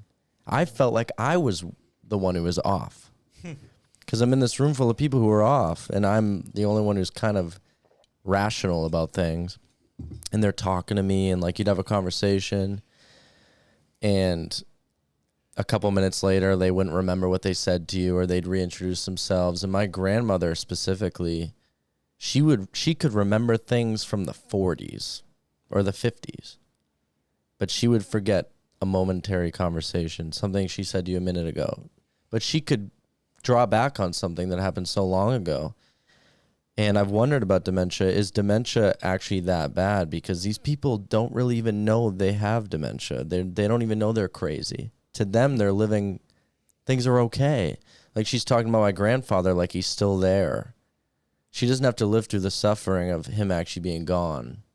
You know what I mean? Mm-hmm. So you wonder, it's like, it sucks for everybody else around, like our family. But for her, it's like, she's kind of doing all right in a way. She's like joyful and not too aware of that, of the state she's in. And one of my favorite musicians, Glenn Campbell, he had dementia, and he passed, or I think it was Alzheimer's. And there's a video where they give him a guitar, and he's able to play all of his songs like nothing. Like he knows the chords, he knows the lyrics, he can sing them, he can play them, but he doesn't remember who his son is.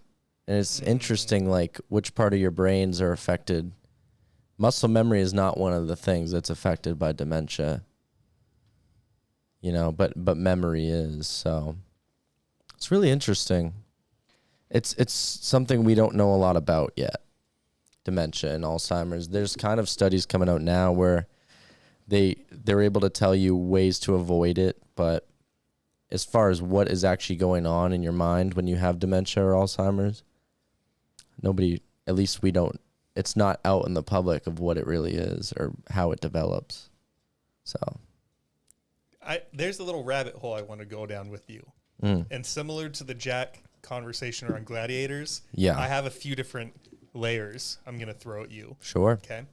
So recently, I'm going to say the elusive some university, I don't remember. I wish I could cite this better, but somewhere in the United States, they were doing a some sort of brain manipulation within mouses. And so the way the study worked was they set up this maze, and then they would put the mice into it. And there is it was sort of like a choose your own adventure, where they can keep deciding, like, do I want to go left or right? And at one point of the maze, there's a point where the ground shocks the mouse. And so they know, all right, don't go down that way, revert back to my last fork in the road and go the other direction. So then when the mouse got to the end of the maze, they would put it into the maze again, and it knew all of the mice. I don't remember how many they put through this exercise, but all the mice avoided the electrical path. They knew that was a bad path. Do not go down it. So after they did that, they take the mice, and they were somehow able to manipulate their memories so that what they were hoping is that they would forget specifically that one of the paths was electrified. Right. And it worked. And so the mice were able to go down, and they experienced that again. And then they didn't remember it. It was a completely new memory for them. So it worked in the sense that they were able to manipulate these mice to forget pain. And the reason this study is being done is that, let's say we send a bunch of soldiers off to war. Someone sees their fellow soldier shot. They have this terrible PTSD. They could come back to the United States, and we could actually manipulate their brain to forget just that one memory. What do you think about this? Well, what do you mean? What do I think about it? Do I think it will work? Is that what you mean? Let's assume it's going to work. Let's go down this conversation, assuming that we got to a point where we could bring someone into the doctor's office and say, the memory of my mom's death is haunting me so much. I haven't been able to work. I haven't been able to focus. I've been drinking more. I'm going down this really dark path. I want that memory fucking gone. And they could just take it out. So selective memory removal. So do I think it would be effective for the person, or do I Let's assume it'll be effective. I'm asking what you think of the ethics of this, of science getting to a point where we have selective memory removal. Is this a good thing, a bad thing, or a neutral thing? I think it's probably bad, net bad, because I think if we're able to just completely wipe out trauma, then we don't actually solve the problems that are happening. You know what I mean? Obviously, if someone goes to war and they witness trauma and they come back, for that individual, ideally, wiping their memory of that terrible occurrence would be the best thing for them to move forward. But that would mean that we could commit a certain atrocity and just completely wipe the minds of the people that experienced it, and then it would likely happen again. And that's for the people that are lucky enough to come back and have that option. Because, if someone's witnessing someone get blown up, that person's dead. They're not coming back. Mm-hmm. The person who witnessed it, maybe we're able to help them out in that sort of way. I think it can help the individual, but I'm not so sure that it's helpful for humanity, so to speak. What do you think? Can I throw another scenario at you before I say what I think? Of course, yeah. What if it was something that was so effective, you could go into your doctor's office and be like, hey, I want to watch Breaking Bad again for the first time. Wipe that memory. It'd be bad. Because then we could just relive things and nothing. I mean, me being able to rewatch Breaking Bad is like a small thing, right? Right. Like that I would like to do and like to experience. But to see that it would stop there, that's not going to happen. Like people would try to relive the most intense sensations that we can experience all the time. For instance, someone might be a heroin addict, right? And now they're in recovery and they've gotten over it. They've been clean for 20 years. Maybe they seek out this treatment so that they can experience it again for the first time.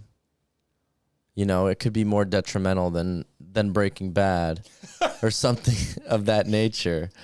So I think it would lead us down a dark road. But I think it's interesting because we're sort of reaching that point where science is able to conquer a lot of our suffering. But are we better for it?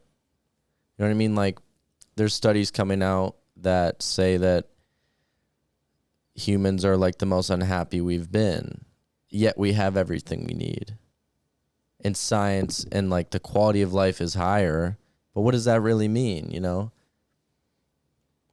You know, are we happier? Do we have more gratitude? Are we happier than a tribe that was living in America 500 years ago or 600 years ago? That's the big question, I guess, is happiness and efficiency and things getting done. And I think we're really relying on science in a lot of ways now. And the thing is, the common people don't even really know what it is. I mean, I'm naive in a lot of aspects of life, like when it comes to medicine or healthcare. And when you go to the doctor, they prescribe you these things, and you just take them because they tell you to. Mm-hmm.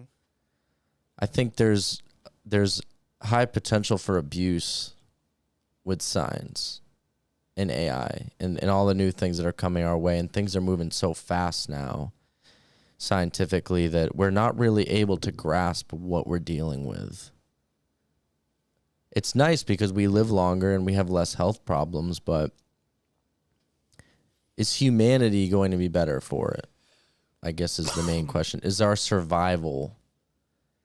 You have to separate our survival and humanity's survival and then the individual. Is it better for you and I in the short term? Yeah, probably. But we're just two people, you know? What do you think? I kind of went off course about science there, but... Maybe a little bit. Well, it made me wonder, like, if we had a healthcare... I do have a doctor coming on, and that might be a question I jot down to ask them is, like, you know, from your perspective, you're one doctor, so I'm going to ask you to make a very large generalization, but like overall with everything, all that science has discovered in 2024, like, are we actually any healthier?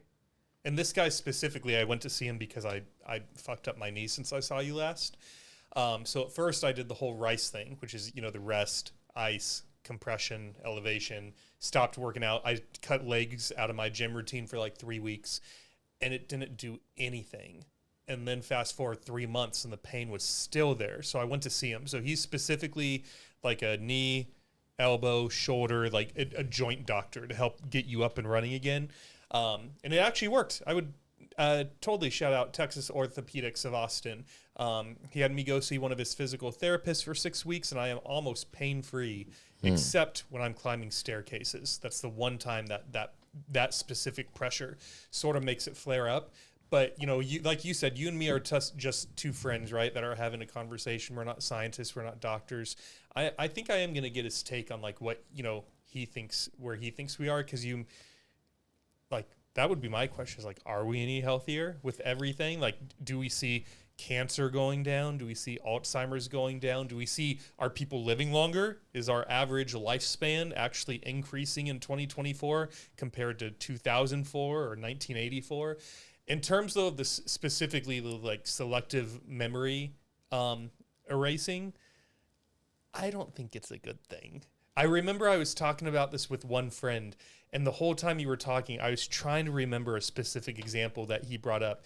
But he was like, what if we could erase this? And as soon as he said the example, we were both just looked at each other and we're like, this is a net bad. This is a net bad. That's not do this. Like, it's good for us to be able to retain our memories. Yeah. But I think you made a great point that that's how we learn. It is. And that's how we grow. And so if you were to just to be able to erase all your trauma and so your memory only remembered the good things, I wonder, like, the next time you had a bad thing happen, would it just hit you like a sack of bricks? Because in your head, you've never experienced loss or anger or regret or whatever the thing is, you know? Totally, yeah. Like if one of your parents dies and you use this selective memory thing and you're able to clear that terrible memory of them dying, I mean, how far does that go? Do you remember your parent? Do you remember the good things? Like, I think selective memory clearing would be hard to gauge, and it would be hard to actually utilize. And to go on one of your points about science and about our knowledge of things now, I think muscle wise, it's definitely substantially better. Like, now we understand the body more than we ever have. Like physical therapy, something like that. The way that we've moved along into that region of care, it's definitely improved. But I think when you get in the gray area when you start thinking about like drugs and things that affect the brain and the memory, I think the brain is still, we don't know a whole lot about the brain yet. And we don't know how things affect, like you see doctors prescribing like ADHD medication. Like I had ADHD, I still have ADHD. But when I was a kid, like they prescribed me drugs to try to fix or to try to mask the problem. When in reality, it wasn't really fixing any of the problem. It just kind of sedated me in a way. And it didn't address ways that I could actually improve my life on my own. And you become reliant on these things. And that's not to say not to try them. For some people it works, but I think these new drugs, and there's no question that we have an issue with like opioids in this country, which is a new phenomenon, you know? That's a recent thing. So as far as I guess as far as the selective memory thing, I think it would be a net bad, probably. But I think in some cases it could work.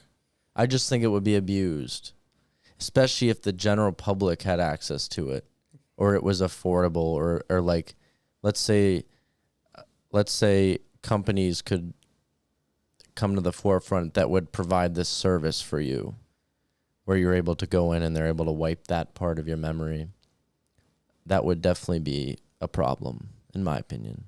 I remember the example my friend brought up. He's like, how could it be so precise? So, like, let's say going back to the military example, you see your friend get blown up on March 10th, 2014, and you're like, all right, I want this specific memory gone. How, like, he was like, what if they go in and they delete that memory? But since it's not an exact science, what if they also delete, like, that whole trip overseas?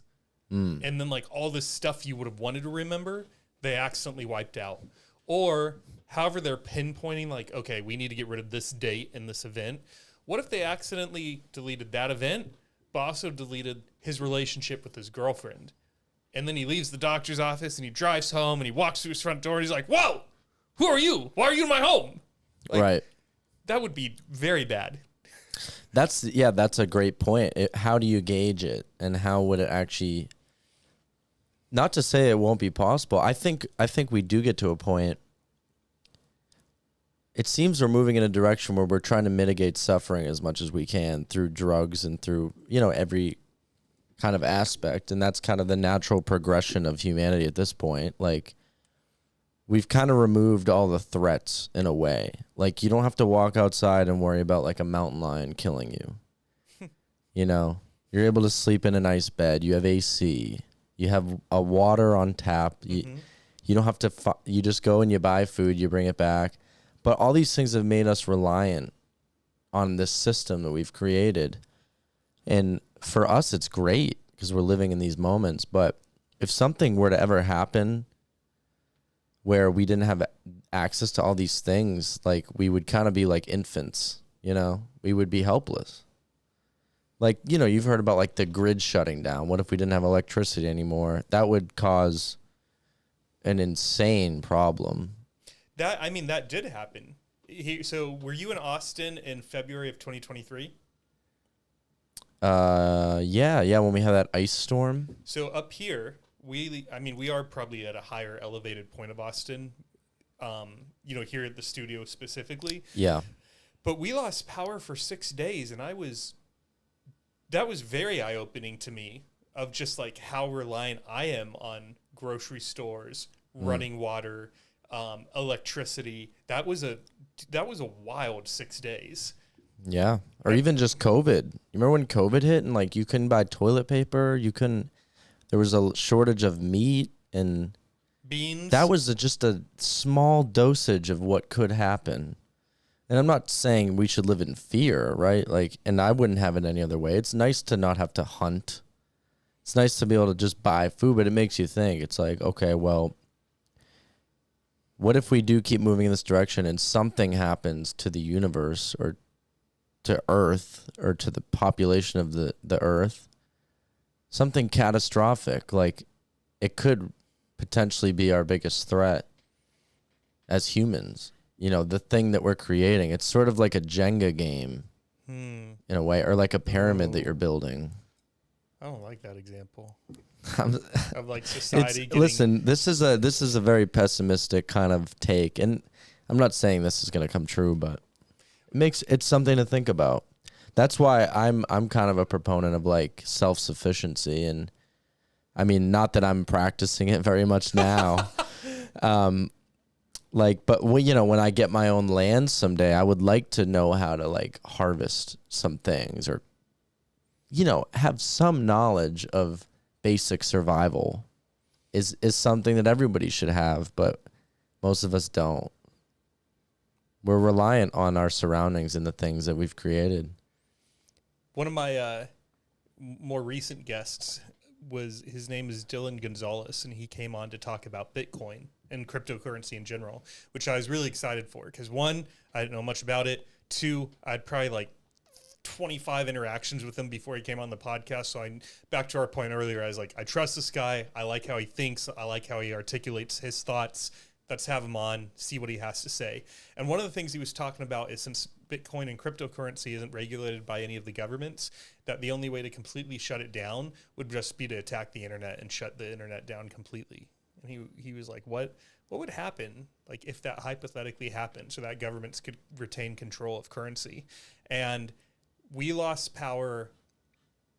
It was whenever Houston had their hurricane, parts of Austin lost the internet. So we still had electricity. Everything was working except like here. I think I lost it for like 60 hours, about 2.5 days. And during those 2.5 days, that was wild because even just music, listening to music, it's all online. So I still had my cell phone and I had my data plan. So I was still able to play it off my phone, but like my TV was rendered useless and computer rendered useless. Couldn't record the podcast. Like I probably will let the poor fucker out here in a second. But like it was wild. Like in those 2.5 days, even me, I was just like, I'm way too, I should be like Tom. I should have like 200 records and a record player on file just so I can play music if the grid goes down. Well, even if that happens, you got to plug that bitch in so you can't even listen to the records. But the crypto thing's interesting, but better yet, what about your bank account? Shit. I mean, how much of us are mobile banking now? Probably all of us. And the whole money thing, it's like you're putting your money in this account, okay?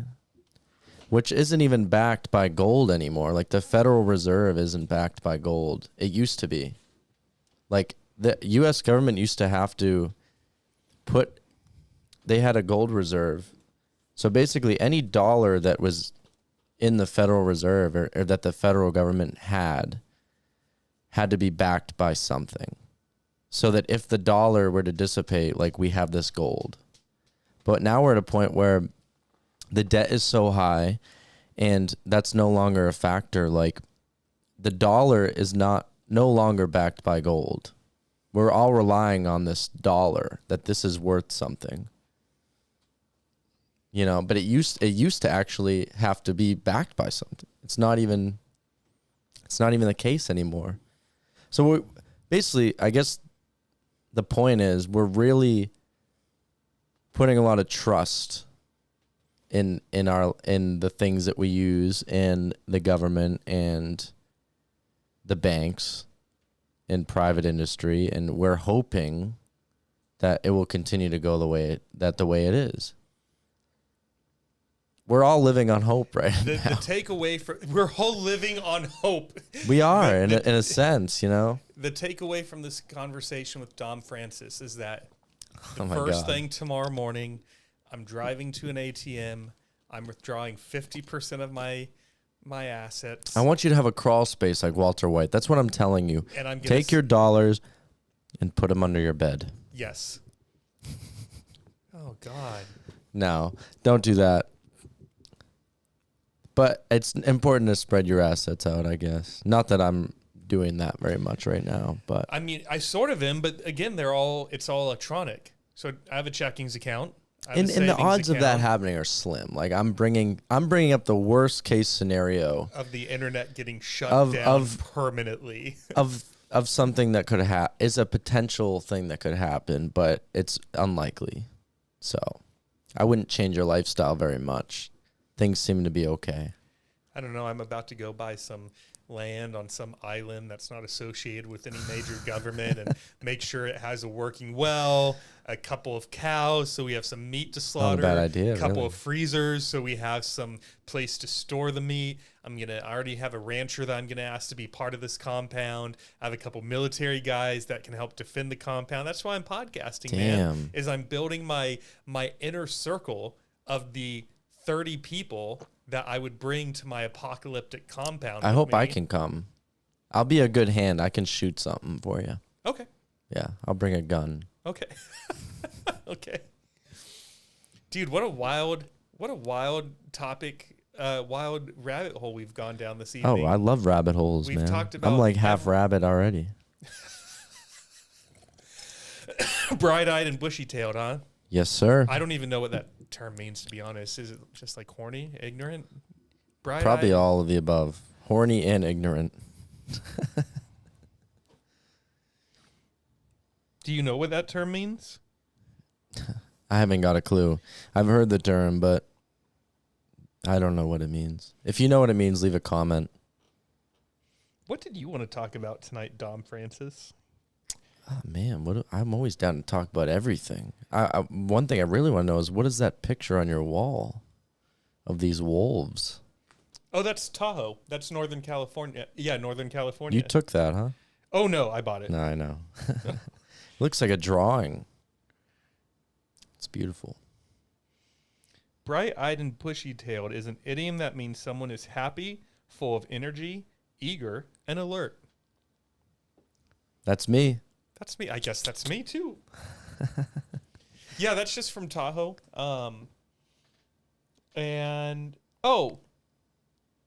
Actually, I got that one at there's a very magical place in Northern California called Apple Hill.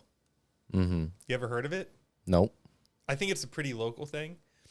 So Apple Hill is very popular in the fall. Their prime time is like September through Christmas Eve. And it's this hill with a bunch of apple orchards, but they also open it up for a bunch of local artists to sell things. So you got people selling candles, watercolors, clothing. It's almost like a market. But then the orchards, they don't just sell apples. So like there's this one orchard that's known for their apple donuts. They deep fry them on the spot to order. So good. You can get fresh squeezed apple cider. You can get caramel covered apples. You can get, dude, it's just like when you live in Northern California, everyone goes to Apple Hill at least once a year. They have a bunch of Christmas tree lots. So you go up there to get your Christmas tree. They have a little train that the kids can get on. Usually every year there's some sort of wolf exhibit. Well, they'll have a real I don't know how I really feel about this one, but they'll have a real wolf like on display and a wolf expert talking about like what we can do to support the wolves and make sure they don't go extinct. And then I'm the guy in the crowd that's like, well, why don't you just set that one free as a start, you know?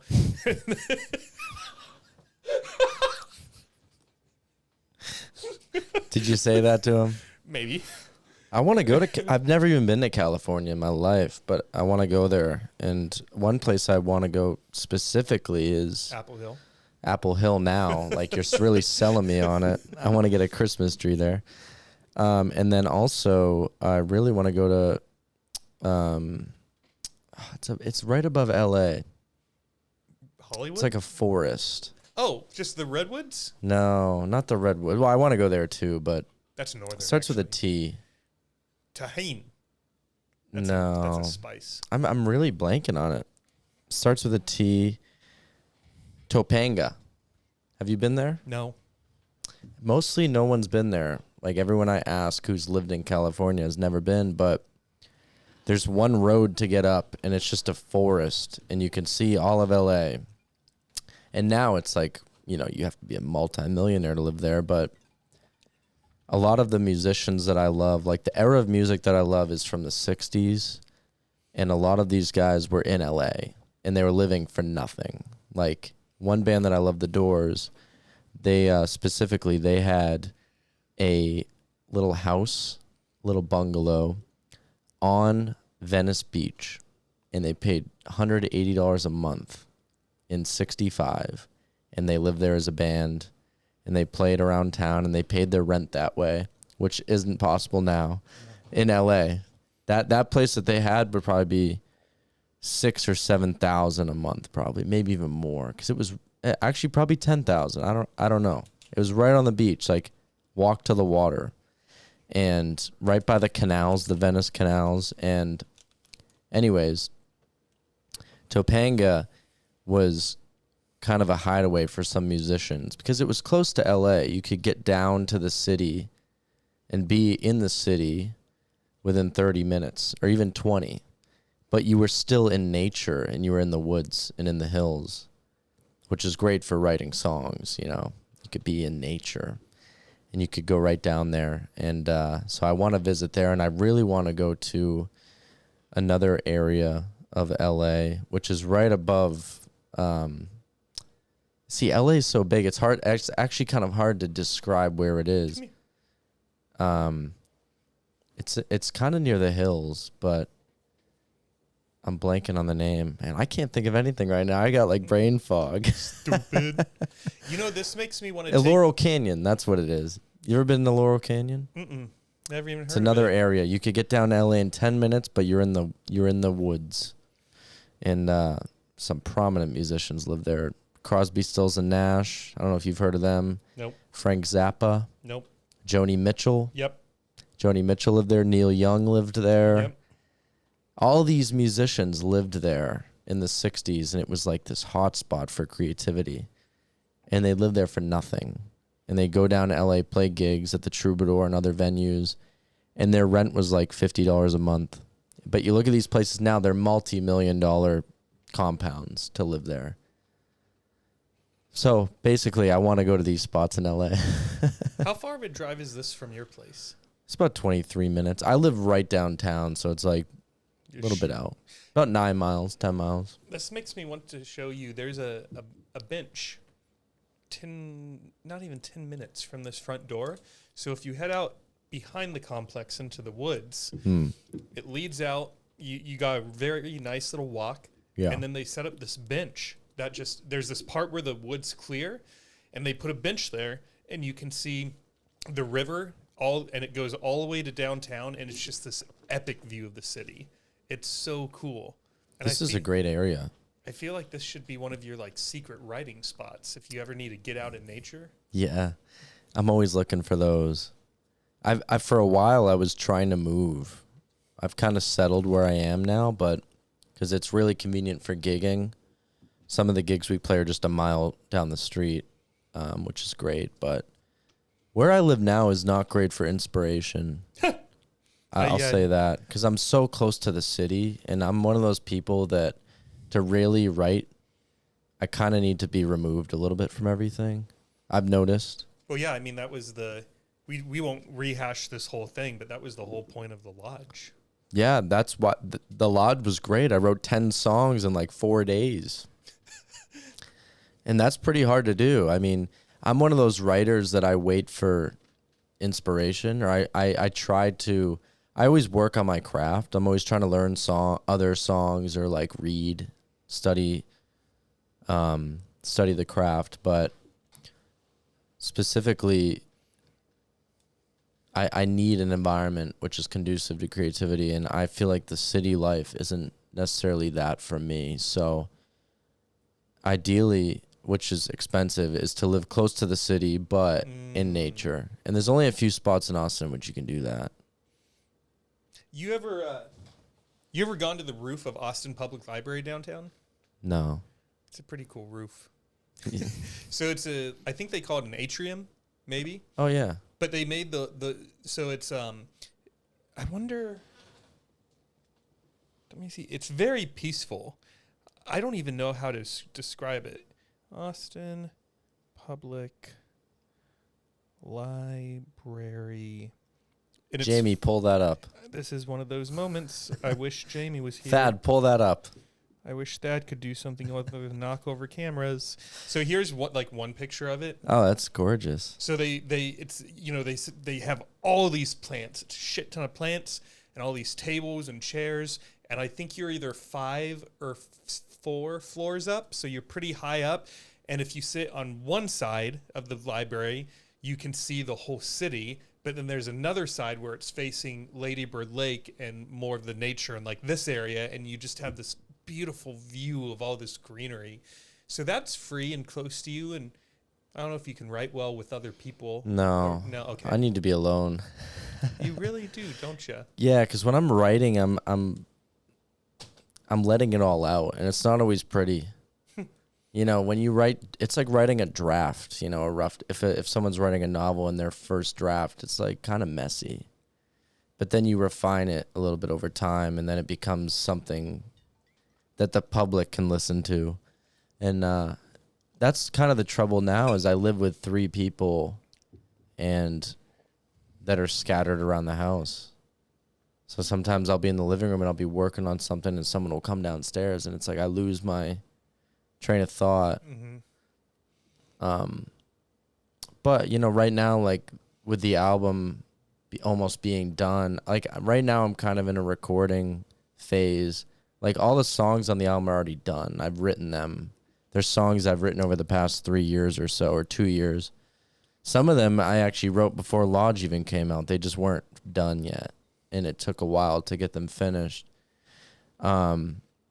So right now I'm kind of in a gigging phase, in a phase of recording. I'm always trying to write things.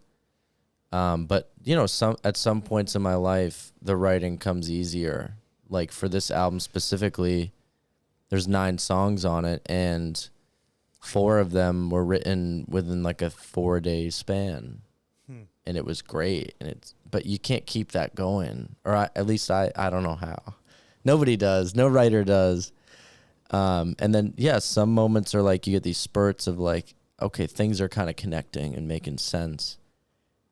And then months go by where you don't really get anything, or fragments of something, you know, like little ideas, not enough to be a song. Maybe it's a line or it's a part of a song, but it's not a complete 3-minute or 4-minute experience.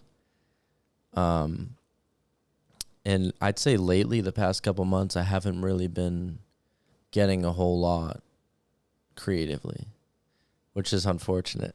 Yes, and I'm always trying to find a way to get that thing back. But could a silver lining be that it helps you focus on getting the album done? Because you're not getting not distracted is not the right word, but since you're not busy writing new stuff, you're like, all right, I got this thing. I want to get it done. I want it out by February 1st. Let's focus on this.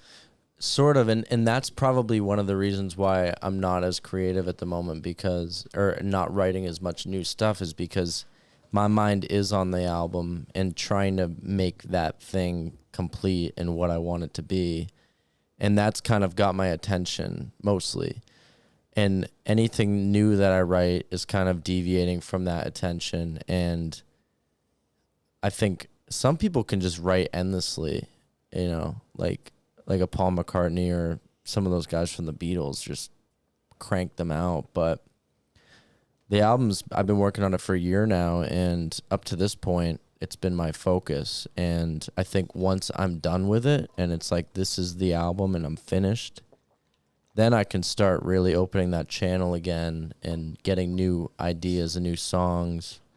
And I also think sometimes it's nice to not get new ideas for a while, because then when you start writing again, you get this fresh channel of ideas. Because a lot of like the album specifically is comprised of songs that maybe were other songs. Like lyrically, they're similar, but these other songs weren't good enough to make the album. But they're similar in their theme and in their sound. So like you might write 5 songs that are really like one song. You know what I mean? And then one of those songs is the song to pick to put on the album. And then when you're done with the album and you write a new album or you're writing new material, you're kind of back to that position of, okay, well, what am I dealing with? And it can kind of be like writing a book in a way. Some writers write multiple drafts to a book, before they arrive at the final book. And songs are like that. You might write the song 5 times, and then the 5th time you write it, it's like, this is what I was trying to say the whole time. And that might take a while to get out of you. And it takes some perspective. So I don't necessarily hate that I'm not being as creative right now, because when I am creative again, it'll be fresh. It'll be newer ideas. It'll be new things, hopefully. You know that song that goes, like, so fresh, exciting. That's a Linkin Park song. No, it's not. You don't even know who they are. I have been on a Linkin Park kick this week. What's their biggest hit? Probably Numb. How does that go? I've become so numb. I know can that, feel. yeah. They have one song in every Transformers movie in the credits. Is that right? Do you watch Transformers? No. Oh, I haven't seen it. I'm not big into like those kind of movies, I guess. good movie? They're not that good, actually. So, I don't know, like the supernatural kind of like robotic superhero movies. but these are different because they're made from a toy and they've been created by Michael Bay. You got Shia LaBeouf and LaBeouf. whatever, the Beoff. LaBeouf. Number 1 was What's epic. up with that guy? He's an interesting cat. I would have him on. I used to watch this show when I was a kid, Even Stevens. He was a regular on that? He was like the star. It was on like Disney. That was my introduction He was to a him. Disney kid, huh? That's where he got Yeah. like his And stomping ground? That was the show, and it was like I was really young. It was like mid 2000s maybe that it was popular, but I always see headlines of him. He seems to be one of those cats that like the media follows, and like he'll have a breakdown and they'll like talk about it. Yeah, I don't know. He's a great actor though. Like every film I've seen of him, he's really convincing in his role, which I think is what makes a great actor. A good actor to me is an actor that you forget they're acting. Like Game of Thrones specifically, I can name 2 characters that suck at acting. Can I guess? Emilia Clarke. Can I guess the second one? Yep. I'm surprised you said Emilia Clarke. Because that's Khaleesi, right? Yeah, I think she's a bad actor. I every time she's on the screen, I'm like, she's acting. All right, who's the second Whereas one? like Tyrion, I'm like, this guy's not even acting. This is him. Is your second one, if you think, all right, hang on. If your first one is Emilia Clarke and Tyrion's definitely not on the list, is your other one the son who ends up becoming king in the finale, Brom? No, Bran?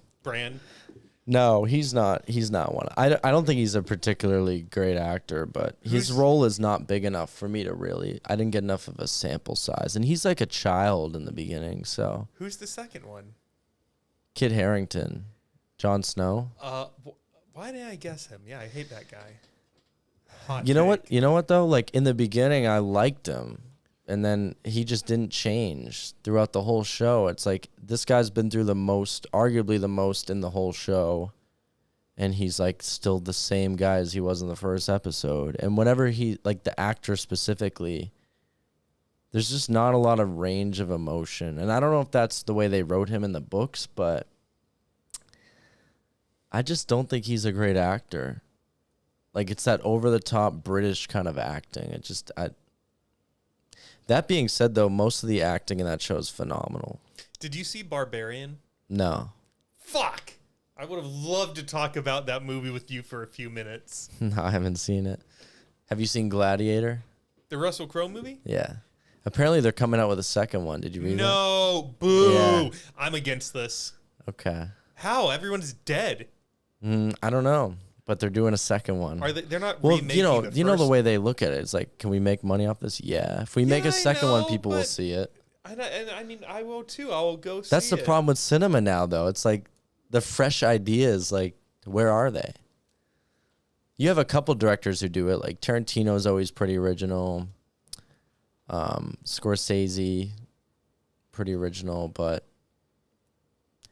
I don't know, man. I feel like cinema right now is just not in the best place. I heard Interstellar was supposed to come out this year for their 10-year anniversary, so I keep checking Fandango every couple weeks for that. I never saw it. Did you? Oh, you've never seen it? Yeah, you should see it. One of my friends You told should see it at Alamo. That's They re-show it sometimes. Is that the same movie that does like the Terror Tuesdays, where they show they'll re-show like Scream or Halloween or Chucky, like every Tuesday they'll re-show a horror movie from like the At 70s, Alamo? 80s. Yeah, that's what's great about the Alamos. They re-show. You can see any movie like again in theaters. Like I went and saw The Shining there.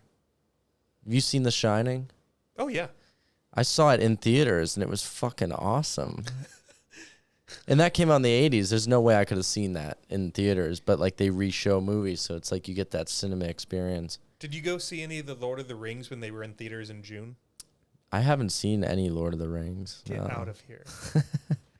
Dude, I felt like I was brought back to however old I was the first time they came out. I was excited for them, and then we got to the theaters, and the first one started. And like an hour into the movie, the friend I was with, I was like shaking his shoulder. He's like, dude, isn't this so cool? I gotta see it, man. Everyone's it's not telling in me. theaters anymore. It may as well just die without ever seeing it. No, but Alamo will bring it back. They always do. Do they serve food? Yeah, and drinks. I'm a sucker for those kind of Dude, theaters. you've never been to Alamo? I have been to I'll go with you. Okay, let's go. It's awesome, especially around Halloween because they start showing like Halloween movies. Like that's when I saw The Shining again. Any kind of horror movie comes back. Can we go to the Alamo for Halloween? Not on Halloween, but like I'll go in with you, October? man. We could see something. Let's You go know what? I catch a just horror rewatched what I just rewatched the other day. Have you seen Clockwork Orange? No. Ooh, Horror? one of my favorite films, and it's so twisted. I don't even know if it's horror. It's just kind of uncomfortable. It's Kubrick, Stanley Kubrick. He's the one who did The Shining. He did 2001: A Space Odyssey. Anyways, it's a pretty disturbing movie, but if you're into that kind of like twisted, dark kind of genre, then Yes. you'll love it. I recently just watched a movie only because Aaron Paul was in it. It's on Hulu and it's called Welcome Home. Did you see that one? No. It was okay. If Aaron Paul wasn't in it, I wouldn't have watched it. I'm glad I saw it. It's pretty new, so I won't talk about it, but You like Aaron Paul? I do. Bitch. Exactly. This is my own private domicile and I will not be harassed. Bitch. And I wish- Walter White's like, I wish I could be like Jesse in the sense of like just being okay with calling people bitch. I know, man. That was such a good like part of his character, was just the bitch. Like he just did the dumbest shit and always got them into stuff. Like you remember when he in the beginning of the show when Walter's like, all right, you need to burn the body, and he does it in the bathtub. Oh my god. You didn't use the tubs. Why? You bought the tubs and you didn't use them. that's why I like him, is just like half the shit he did, he wasn't being malicious. Like No. he was just trying his best, and it just never worked. Yeah, it's true. Like Jesse's a lovable character because he's like kind of naive. He's young in the show, and he's with this guy who's genius intelligence, but he's like twisted in his morals. And I think Jesse's like actually a good person. He's just gone down the wrong path, and he gets way in over his head.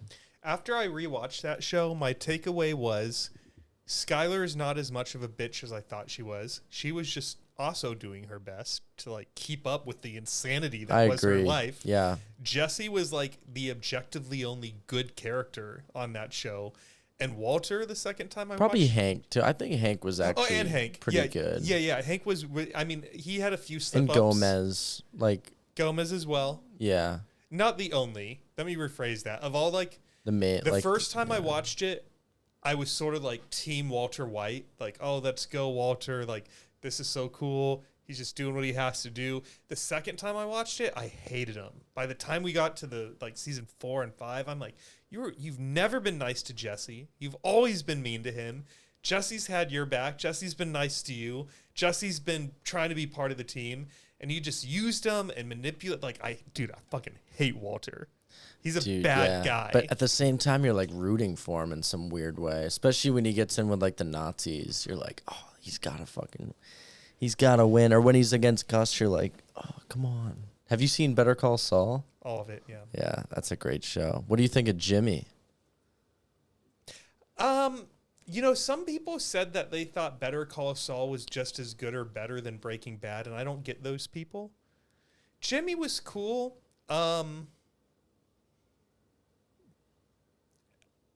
I don't think much of that show. I thought one of the most interesting storylines of that show was his brother and not knowing what he was and wasn't actually allergic to. That was interesting, yeah. I think Jimmy's actually the most complicated character on the whole universe, in my opinion. You want one more, or are you going to cut it since you're probably driving? Or we could go to like a really weak-ass beer if you just want something to sip I'll take a weak-ass beer. I also got to take a quick whiz. I do too. Let's take a All break. right. What's the longest one you've done? 4.5 hours. Shit, man. You think we can hit it? I don't know if I want to hit it. Not because it's you, but just because That's hard. that was a long episode. And granted, Were you just lost in conversation? oh yeah, Who was it? the 3 I mentioned earlier, I Isaac, feel Frank, like with a and group, Zeke. it's like easy. It was easier because, yeah, I mean, we had 4 people. Like, when you have 4 people contributing to a conversation versus 2, that's 2 more brains. It's true. So that's 2 more voices that would have added to every single conversation. Everyone has to chime in. Right. Yeah. Cheers, man. Thanks for having me back. Thanks for coming back. Real pleasure to be here, and it's great to watch what you're doing with this thing, and that you're still keeping up and doing it, man. Like, I remember coming on a year ago, and it was like you were new to it, and you were just starting it, and a year later, and you're still on episode here. 80. That's impressive, man. Good for you. Thanks, man. We all got to handshake for that pursue our dreams and not give up. It's All it's going to take is one of these guys. Chris Williamson, come on. Come on the pod, y'all. Well, you know what's interesting is, I was Ubering home from somewhere last night, and the guy was like, have you had any celebrities on yet? And I said, no. And he was like, so how has it grown? And I was like, well, everyone just has really relevant stories. Like, yes, would it be nice if like Kelly Riley and Peter Dinklage and Chris Williamson and some of the other like dream guests that are on this wall came on? Yeah, that'd be sick. But so far, like Trisha, the cancer survivor, like that's just relatable. She doesn't need to be an actress for people to be like, oh shit, like I had a family member die of cancer. I think I want to turn into this episode. And then the hope is just that outside of cancer, maybe they scan through the episode list and they're like, oh, let's see what Dom's about, and let's see what Hannah's about, and let's see what CJ's about. And, hopefully they just find like some inspiration and some laughs and Totally, and man. whatnot. So Yes, they will come, and I've started reaching out to them. I've messaged Machine Gun Kelly like 9 times, and I'm just hoping he sees one of them and responds. And he's like, Yeah. "Yeah, I'm having a concert in Austin. I'll swing by the." Well, dude, if my music career takes off, I'm coming back and we'll promote the fuck out of it and we'll get there. Well, that's the thank you. First off, thank you for that. Yes, sir. And that's I talked about that in one episode that like I feel like all of the guests we're all working on something. Yeah. And so maybe I don't get anyone like quote unquote big on today, but maybe it's more so a matter that in 5 years, you know, your thing's taken off and Tom's thing's taken off and Sooner than 5. Give me 2 years. 2 years. Yeah, yes, sir. So yeah, you know, and at the end of the day, man, I'm just having fun. So Dude, and it will pay off. Just keep doing it. And one thing I love about like Theo Vaughn's podcast is he gets like a trash man from New York City on there. that was a good one. Yeah. Did you listen to that one? Yeah, and that's fucking cool. Like just everyday people that you're curious about a certain industry or a certain worker, and he gets them on.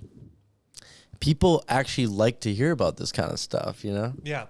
I actually had a guy like that, just like an everyday dude. I think he started in firefighting, moved over to driving an ambulance, and now he's been in public works for like 30 years, and now he's an instructor, and he teaches classes all over Austin. And his episode will probably be released by the time this one is. But like that was a really good conversation just by this like actually in full honesty, I reached out to him because Theo inspired me to be like, all right, I want to challenge myself to see if I'm a good enough conversationalist. Like I could talk to anybody. Like I can extract anybody's story from them and help them make it interesting. Yeah. And that's what I want this to turn into. And Theo's really good at that, so I admire him. Is he one of your favorites, would you say? It's off and on. So I go through phases where like I'll listen to like Theo Vaughn, Armchair Expert, and Diary of a CEO for like that's all I listen to for like 3 months. And then I get tired of them and I'll listen to like Joe Rogan, I don't know. I can't list off another 3 right now, but I have like 12 to 15 podcasts that I follow, and I'll be super involved with 3 to 5 of them for a couple months, and then I need a change. Who are some podcasters that you really admire, would you say? Or some of them, some podcasters that you kind of take your craft from or that inspire you to do what you're doing? Number 1, Steve Bartlett with Diary of a CEO. If there's anyone that happens to watch both of these podcasts, they've definitely caught on of like David gets some of his questions from him. David interviews like him. David, like, dude, I study that guy. Like have you ever heard of him by chance? No. Great podcast. Check it out. All right. When I watch his stuff, I'm like literally studying it. I am in that chair watching it on the TV and I'm literally taking notes. That's great, man. And that's what you got to do. Like that you're doing what it takes. You got to study the people that you love. And what do you like about him most? Is it his approach to speaking with the guests and getting information from them? Is it his demeanor? Like what do you think resonates the most with him in particular compared to every other podcaster in the world? I think it's his questions. He does have a list. I didn't have a list for you tonight because I know who you are, so I didn't. You don't know who I am. I know nothing about you. He just, it's a couple things. I almost think he may have got some sort of, not a voice coach, but I still deal with filler words, stuff like that. He has a very smooth cadence and he never stumbles. Right. Truly never. I try to say never, not too often. This guy's just a smooth talker. So part of it is just he has the confidence of, I'm going to ask this question. And he just has a natural curiosity for every single person that comes on his show. And so I try to remember, even if I do have a list of 30 questions that I want to ask whoever's sitting in your chair, I don't need to ask those. If I ask them number 1, the episode that came out today, number 80, I only asked him my first question. Oh, on the list. Yeah. Yeah, and then the rest of it just went off I like had the way it 3 did. or 4 pages of printed questions ready for him to keep us on track. That's great though, because you're prepared and you could fall back on those, like those questions. If you need another one, you have them ready. Right. But it's probably best to have it not go that way, right? It's probably best to. I'm not a podcaster, so I'm asking you because I don't know, but to have it naturally progress the way it does is the best. That is the best. But to your point, it's also good because the tattoo artist I mentioned, I did ask him most of my questions, which was not bad. What was cool with him was I asked him one of my questions. So somewhere deep down in his Instagram, he had made a post about, and it started off with something like, hot take, Michael Jackson is one of my favorite artists that I admire because of A, B, and C. So at one point during the conversation, we started talking about music, and I said, hey, I would be curious if I say a name of an artist, would you just tell me immediately what comes to mind when you think of this person? And he said, yeah, fire away. And he had no idea what I was about to ask. And so I just said, Michael Jackson. And he like lit up and was like, you know, before I answer this, David, you know what I appreciate about you? I said, what? And he's like, you fucking prepared. Like, you are ready. Like, I was like, how did you know that about me? And so, yeah, dude, people appreciate that when because I think they think I just invite them on and I'm just going to like wing it. So then when I start asking them about someone in their life that was significant to them, they're like, how do you know about her? I'm like, well, it's on your social media. Yeah. But most people's social medias has been around since 2010 and they don't even remember what they posted. And so then I'm bringing up individuals that haven't been in their life for like 12 years and it brings them down memory lane. And that's what I love about being the host is I get to see this person like go through the last 12 years of their life and experience things they haven't talked about, thought about. And the best feedback I've gotten from a couple people is when we turn off that big red button and they're like, man, that almost felt like a therapy session. You made me think of some things that like I really haven't thought about in a long time and I should give some thought to over the next couple weeks. So yeah, dude, I love that shock factor of being able to bring up something from like, but it only works if people have these really long lasting accounts. There's other people where they have like no online presence and they're going to be over here in 30 minutes. I'm like, I don't know what we're going to talk about. So yeah. It's like you're going on a ride. You're like, all right, we're doing it. They're going to be here in 20, 30 minutes and we have to just make it work. Man, that's great though, because you're kind of the conduit for like their emotions for 3 hours or however long it is, you know, and also you're almost leading their mind where you want to take it. That's kind of the beauty of podcasting. Like when I watch people on a podcast, it's like you're the host, you're controlling the conversation. You're steering them.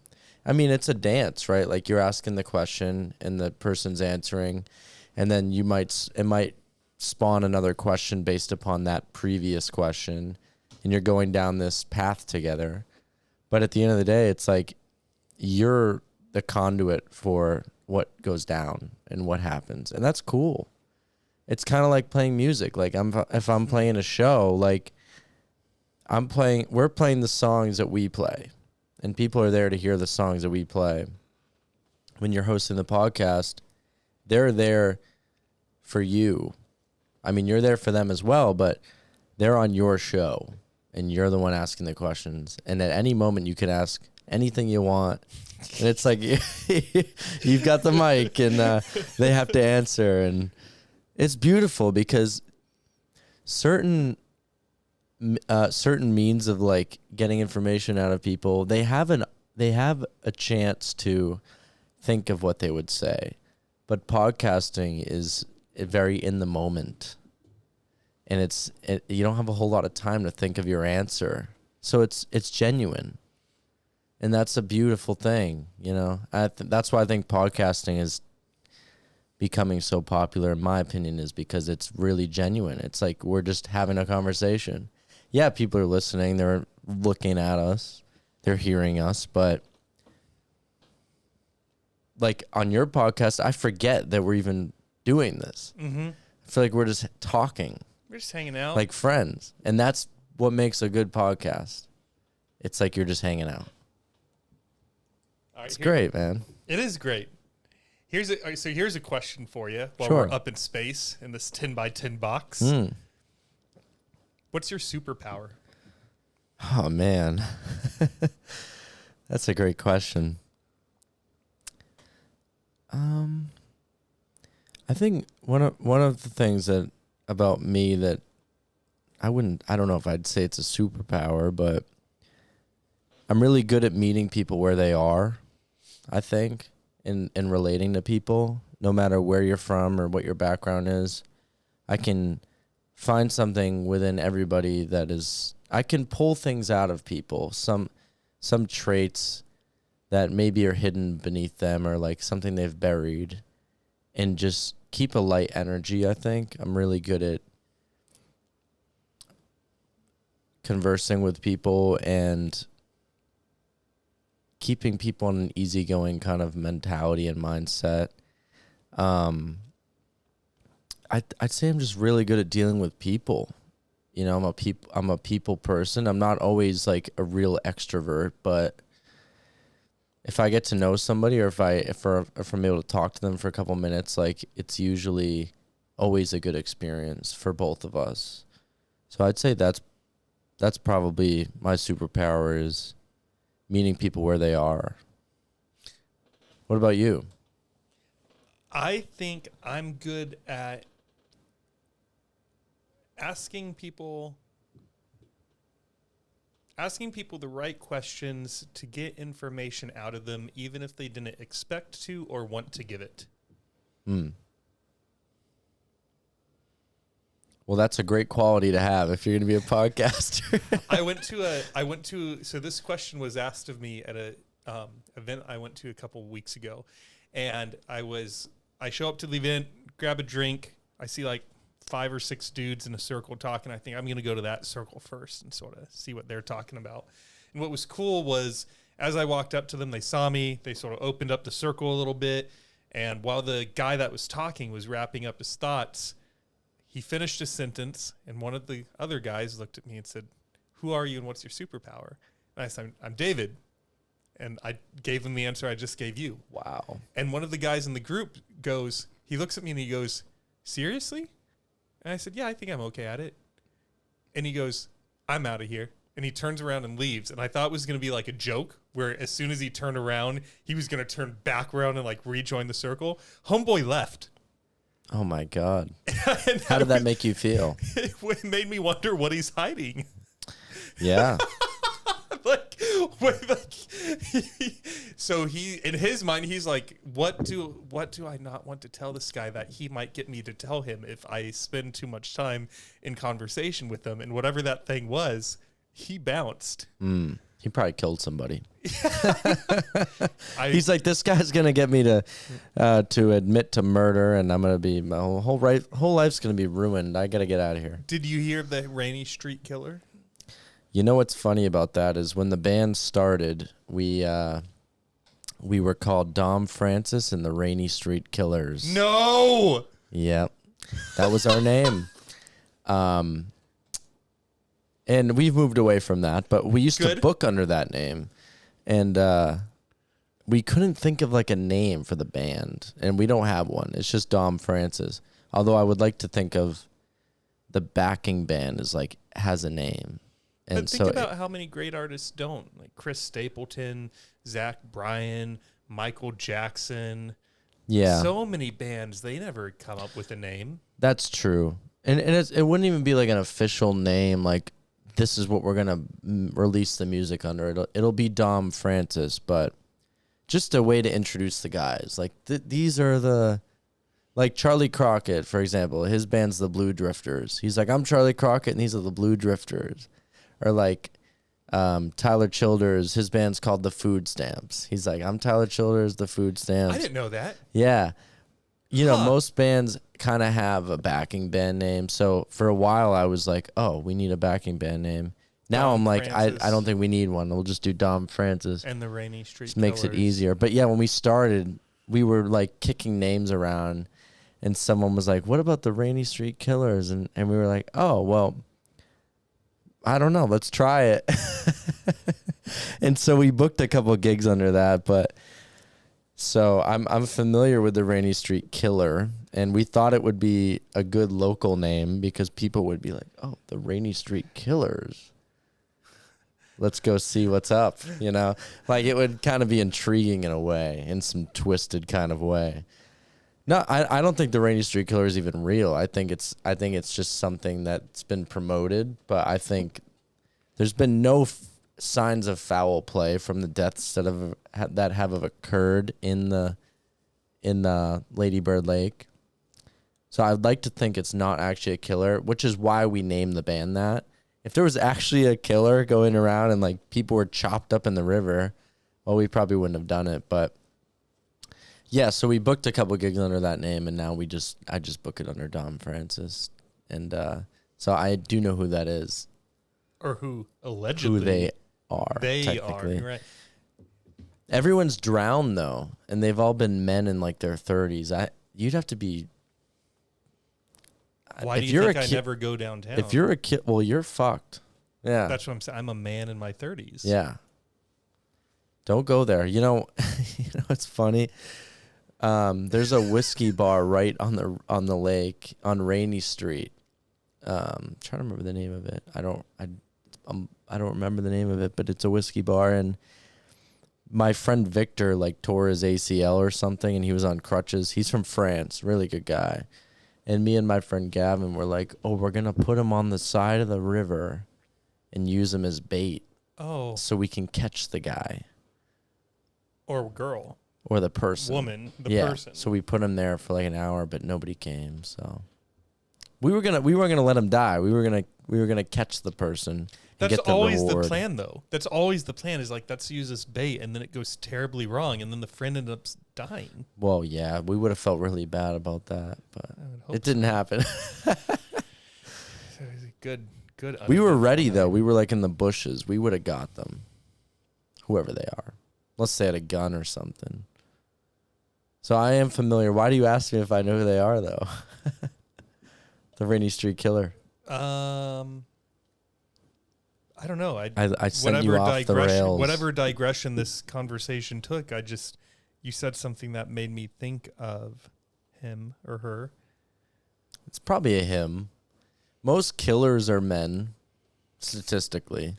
And if they're men in their 30s and they're not killing women, it's got to be a man, because you got to overpower the victim, technically. Unless she has a brain memory zapping gun. Well, that's true. If she has that, then she's going to kill the whole world. Probably. Wild. No, probably not. But yeah, that's just a little tidbit, and it was kind of like a joke. Maybe it wasn't. I asked you your superpower. You asked me mine. I told you that story. Oh, and that's why. I was like, maybe I met the Rainy Street Killer as the guy that walked away from the circle. Maybe that was him. Maybe. That's an interesting first question to ask somebody. What is your superpower? I loved it, to be honest, because this type of event, usually people always ask you, what do you do?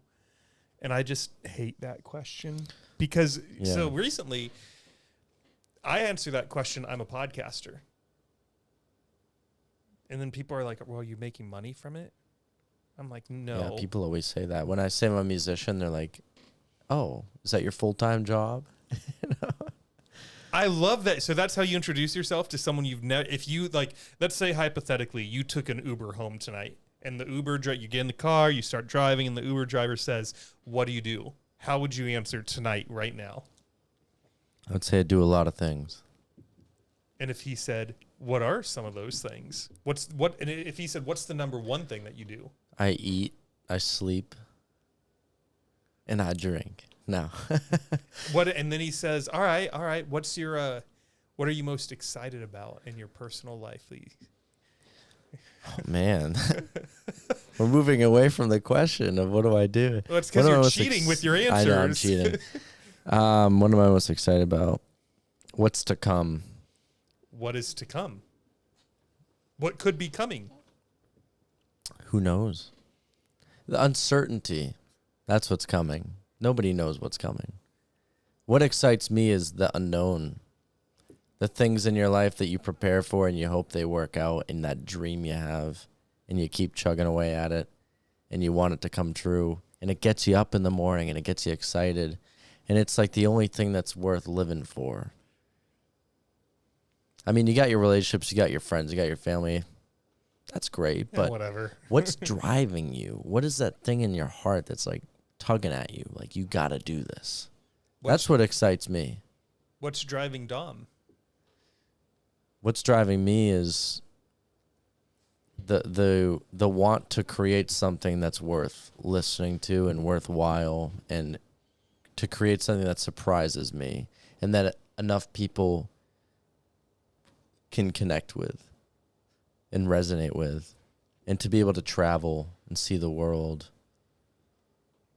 And just the unknown really appeals to me.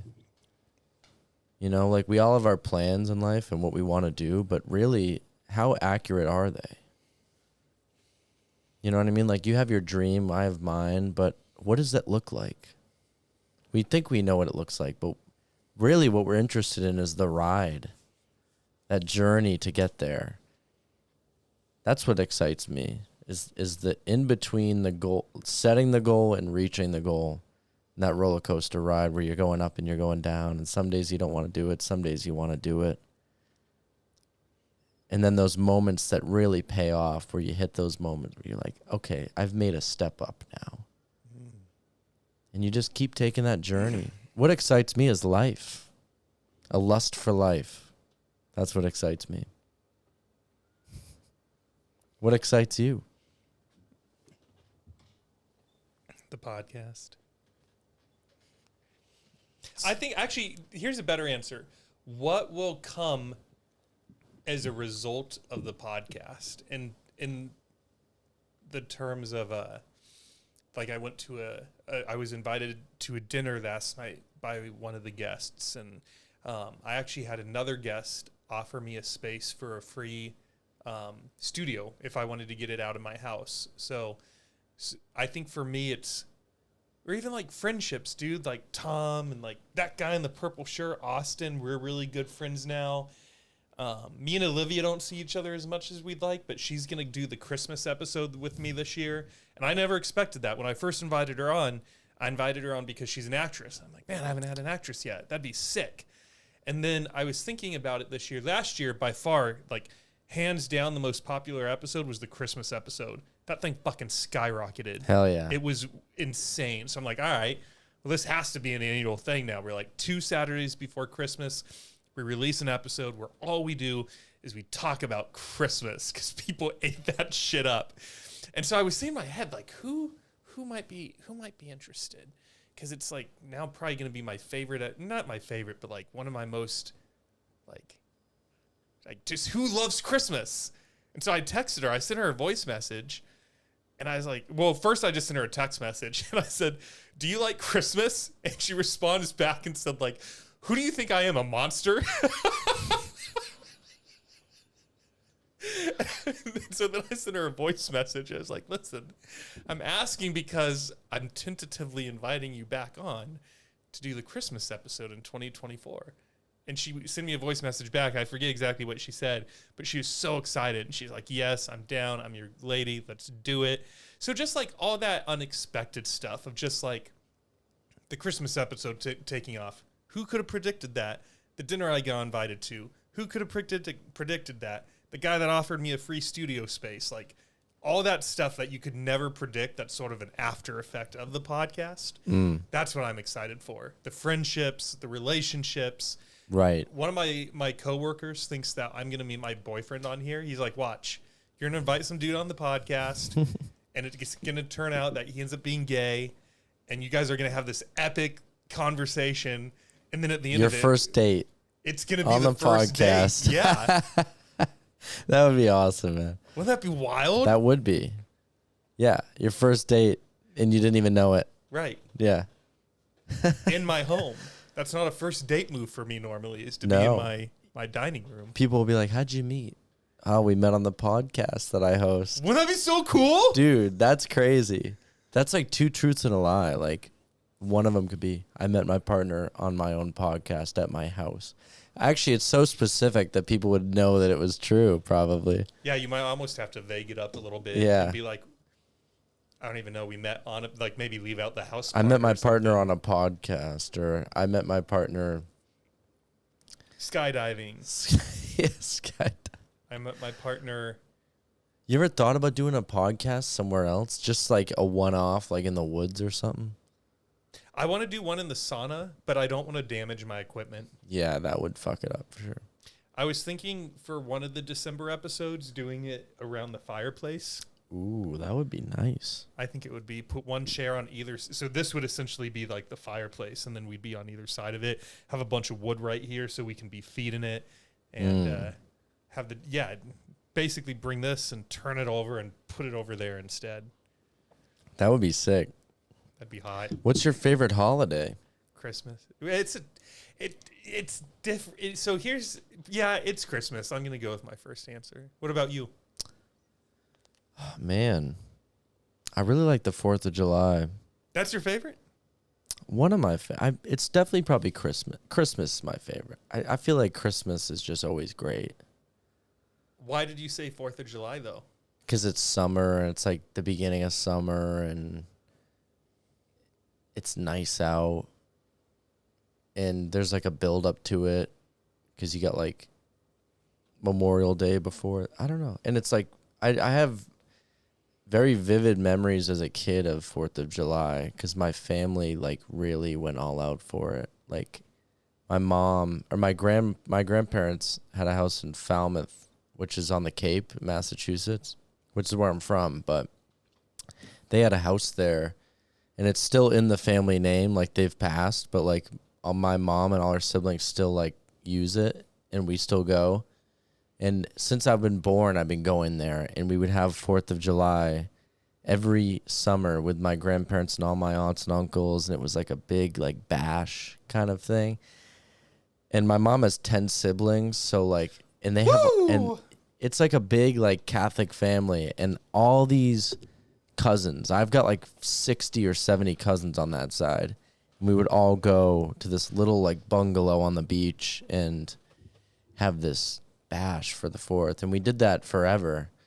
And now it's like not really going on anymore because my grandparents have passed, but I have a lot of memories as a kid of the 4th, and I think that plays a role in it. It's like kind of nostalgic to me, but Christmas is great too. If you need to take a moment to think about this one, feel free. Ooh, good call. I'm thinking. What is one of the most memorable meals of your life? If you want, I could give you mine. Yeah, give me yours because I have to think about that. So the event I went to last night, it was a potluck, and they asked you to make something memorable to you. And let me pop this. You mean meal is in like a type of food or just an instance, like a time, a moment where you had a great meal?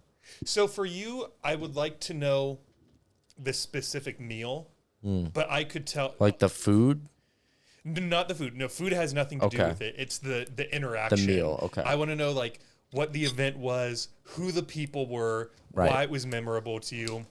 So for me, mine was chimichangas, and the reason why was because in high school, actually growing up, I had a really hard time making friends. I was a fucking weirdo, all right? And I was in a private Christian school up until my junior year of high school, where, long story short, me and my friends Jim and Jan Barnes convinced my parents to let me spend my senior year at the local public high school instead of the local Christian school, so I could try to get a taste for like a positive high school experience. And my parents finally were like, yes. So during senior year, when I was at that public high school, I felt like I really was able to step into like who I was and figure out like who David is, and I made friends for like the first time my senior year of high school. So I graduated high school, and I was still really involved in the church. And that year when I was 19, that year after high school, I was able to join the college group at church because I was 19 and eligible to be a freshman in college. And every month, the college group met once a week, every Sunday night, I think it was. On the last Sunday of every month, instead of meeting at the church, we would meet at someone's house, and whoever hosted that get together would also provide dinner. They'd provide food. And so I made friends with like all these college kids, and 19 years old was like one of the best years of my life because I was finally like making friends and felt like I had homies and I was accepted, and it was great. And it came up to be my turn to host the fourth Sunday of the month college night. And so I told my family I really wanted to make chimichangas. And my mom and my two, was Bethany born? Let's say she was. My mom, my two sisters, and my brother were all in the kitchen, and we were just whipping up this batch of chimichangas, guacamole for like 35 people. And I remember when they all got there that night, it was just so fun because I'd never had friends over for a meal before. And so I remember just like the couple hours leading up to everyone arriving, and we were frying the flour tortillas and cooking the meat. And again, it really didn't have anything to do with the food. It's just what we happened to decide to make. It was more so that I felt like for the first time in my life, I had a really strong social circle. And so that's one of those meals when I'm like 80 and on my deathbed, I'll be like, man, remember when I was a Christian and I went to church and I was 19 and I had on the fucking college group over to our house and we made chimichangas. Mm-hmm. So for the potluck last night, I made chimichangas for everybody just because it has nothing to do with the meal itself. It was more so just like whenever I make chimichangas, it brings me back to that night where we had everyone over. So for you, has there ever been like any particular meal where for some reason, like it's just such a fond memory in your own head? Man, that's such a good question. And I have to still think because there's no meal that I can really remember that was like a moment like that. I mean, it's going to be hard to match that. That's pretty good. I will say, though, growing up, we used to have Thanksgiving dinner at my aunt's house, my Aunt Kathy, and this was kind of like a reoccurring meal, I guess. It was Thanksgiving, and we used to have Thanksgiving there every year for a long time. And she wasn't the best cook or anything. Like, the turkey wasn't great. But I was there with my whole family, all my cousins, and they were a couple years older than me, and there was one year... There was one year where I was like 14 or 15, and they got me to smoke weed. Woo! Yeah, and I was new to it. They introduced me to it before that, but this was like the third time maybe I smoked, and we smoked weed, and we went up for Thanksgiving dinner, and we ate the turkey, and I was just sitting there with my parents around and all my cousins, and I was like just loving it. Loving it, man. I was loving the meal. Everything tasted so good. I was so joyful and happy, but also a little paranoid. I'm like, I don't want my mom to know or my parents to know. And that was a moment for me, which I feel like my mind kind of opened a little bit through marijuana, I guess. But I just felt really like appreciative to have, like, especially now looking back, because we don't do it anymore. They live in Florida now, and that side of my family and my parents have kind of like, we've kind of gone our own ways. They don't live near us. I live in Texas, but my parents still live in Massachusetts. But there was a time where we all lived near each other, and we would do this every year. But that specifically was big because I was just hitting that age where it was like I was curious about things, Because the first 12 years of your life, I feel like you're kind of just going through the motions. You're doing what everyone tells you to do. Yeah. And then once you get into high school, which is this age, I was like 9th grade or something, I started to actually think on my own a little bit and started to indulge in certain things. And that was a meal that I remember vividly, and I'll always remember. And I wish I had something better for you. That's kind of what I have. But looking back, I'm realizing now, like, it was kind of special. having that family experience and having like those cousins around, and now one of them's getting married, which is crazy to me. And I'll probably be going to his wedding pretty soon. I've only been to like 2 weddings, so. But that was a big thing. And I don't know, like, did you grow up in a big family? Did you have a lot of those kind of family gatherings? Was that something you did? Growing up, yes. Every spring, we would throw a spring birthday party because we had like a aunt, a grandpa, a sibling. There's like 5 people that all had birthdays between like early March and late May. So typically sometime in April is usually where it landed. That was always a real fun time. And then all the traditional ones, 4th of July, Christmas, Thanksgiving. My mom always usually got a pretty big birthday. She's always been a really special person in the family, so we like to celebrate her. What was your question? Sorry. Just like, growing up, did you have like family gatherings or like did you come from a big family, and then did you have like holidays with your family or So when you big moments, I guess? Because I came from a big family, so we would have those like ton of cousins running around. We're all really young. And define big. Like, how big was your Christmas?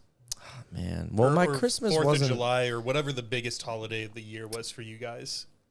Well, we used to have, when my grandparents were still living and like on their like independent, like living on their own, we used to have this thing called the May party every year. And every May we would all go to my grandparents' house. They lived in Hopkinton, Massachusetts, which is kind of a little bit out western Mass, in the country a little bit. And they had this big barn house. And there would probably be 100 people there. And they were all aunts, uncles, and cousins. So it was quite a bit of people, but I don't know. That's probably bigger than most people. Yeah, I would say ours was medium to small, because before my parents' divorce, it was probably like 30 to 40 people at any given gathering. But then after their divorce, coupled with the fact a couple of grandparents died, coupled with the fact a couple of cousins and siblings got married. So then you have the people who are like, oh, we're going to go to this family for one thing, you know, because they want to see both sides. These days, man, like last Christmas, there was 12 of us. So I feel like we're a very small family, because we used to be like 40. Now we're 12. But this wasn't my family, but one of my favorite Thanksgivings was my buddy Tim. Their family does a family Thanksgiving only. And then for Black Friday, they do an open house where they say everyone can invite whoever they want. They can spend the night if they end up wanting to drink or even just don't want to travel or whatever the reason. And then they even have extend it into all day Saturday, Sunday. And so it's at the mom's ranch in middle of California. And so you have the mom at top. So is this Tim's mom or grandma? I think grandma. So you have grandma who's still alive. No, this is his mom. Sorry, this is his mom. She had 10 kids and adopted 3. Wow. Of those 13... Who was this? Just a friend of mine from California. Oh, okay. Of those 13, most of them got married and had kids. Yeah. So then you have this third layer. And then even among them, they have got married and started having kids. But while the third layer was getting married and having kids, the second layer was too. So it's one of those situations where you have nieces or nephews who are like older than their uncles and their aunts. Right. So that's always weird. He invites me to Thanksgiving in 2022. He's like, hey, we have this Black Friday open house. We were really good friends at this point. He's like, I would love for you to come meet the family and whatnot. And he told me, he just said, we're a pretty big family, so be ready for that. But he didn't tell me the numbers that I just told you. Yeah. So I show up, and at one point my GPS gives out. So, I mean, they lived in the middle of nowhere. So I knew I was getting very close. So I see this one ranch with so many cars out front and very lots of land.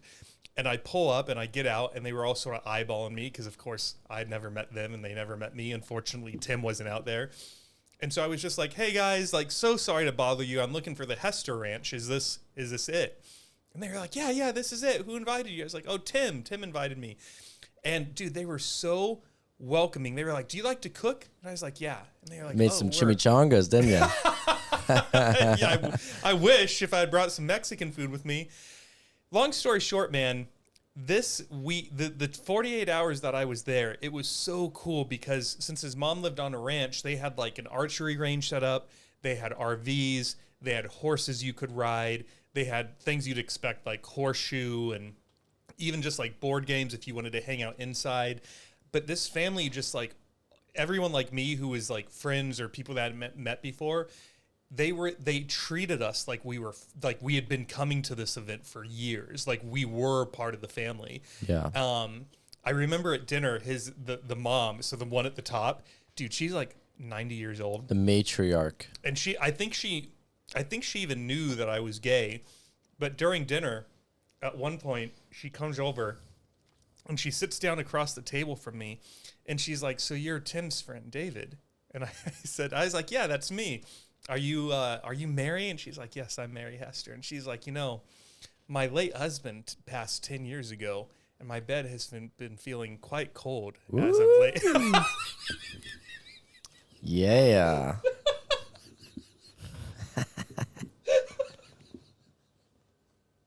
Mary Hester wanted you. She did. Dude, that was, I don't think my family listens to this, but even if they do, like, that was one of my favorite Thanksgivings just because it was so unique, like, being in this ranch with fucking some of the family members had left, but there's over 80 of us there, and just the dynamics of, like, how everyone interacted, and even just being like, oh, Don, like, seeing you were older, and then when you told me who you were married to, I'd be like, oh, so are you that person's uncle? And you'd be like, oh no, that 5-year-old is my aunt. I was just the whole weekend I was just like, Yeah, I'm not that's even gonna trippy. try to figure this out. Yeah. I'm just gonna enjoy this. Yeah. That's a good one, man. Yeah, I miss those family gatherings, dude. We don't really have them anymore. It's weird because your grandparents passed, and it's like they're kind of holding it all together. Everyone's coming to see them. At least like their kids and stuff and their families, but yeah. Is it also part geographical? Like, you've moved to Texas, like, has a lot of the family sort of migrated across the US? Definitely, yeah. I mean, we're all from Massachusetts. Basically, my grandparents, so they had 10 kids, they adopted 2. Kind of similar to what you were saying about that family. And while the grandparents are still alive, like, we're all kids. We're not going to move anytime soon. And then they pass away. We get into our 20s or 30s, and we all start moving away. And everyone just kind of goes their own. There's no longer, like, a hub that's holding everyone together. Strange thing, because it's, like, such a memorable part of your life, and then it's just gone. It's like no longer that thing. So it's kind of weird, but that's just kind of how life is. And then you go off and you start your own thing, or maybe you don't, but You need another one, or are you chilling? I'm chilling, man. Thank you, though. I'm having a good ass time, though. Cheers. Cheers. Cheers. Sierra Nevada.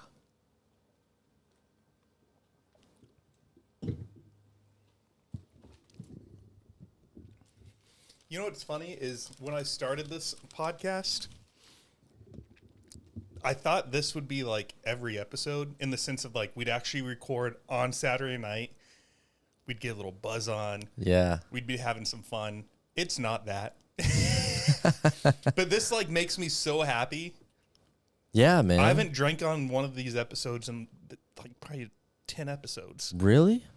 Well, most of them are during the day or weeknight evenings. I think a lot of people that don't know me are really nervous that if they start drinking, they might say something they don't like, or It's also funny because I'm like, don't you know your own limits? Like, can't you have a glass of wine and know, like, Yeah. you won't be tanked?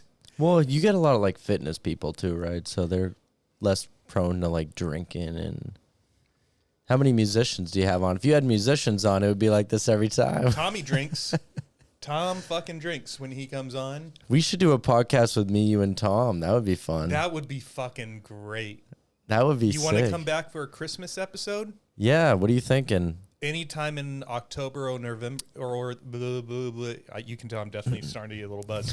Anytime in October or November. Yeah. When did you say the actor is the actress a part of that as well? Well, so yes Or is and this no. a different so one? this, Why don't we do one me, you, and Tom for the holidays? there's going to be 4 Christmas ones. Oh. So there's like the main one that me and Olivia do where I'm going to have a bunch of Christmas trivia ready for her, and we're going to talk. I already told her, like, we're going to talk about favorite Christmas memories, favorite Christmas gifts, Christmas has gone wrong, Christmas has gone right. So I sent her a list of like 12 different Christmas prompts. But then the other 3 episodes, typically what I do is I completely redecorate my family room so it's like a whole Christmas set. And if we talk about Christmas, great. But if it's also just like the theme for the 4 December episodes is almost like what you and me have done tonight, where it's just like some homies sitting back and shooting the shit. Yeah. Last year I did a dating episode. Okay. It was a dating / Christmas. That one was super fun. I had on an image consultant / dating coach. She was really fun. Yeah. That sounds like a good time. She just because she called me out on some of my shit and she Really? sort of dug into my dating life. And What? But I told her I wanted her Yeah, to. yeah. I was like, this is going to be like us talking. What'd she say?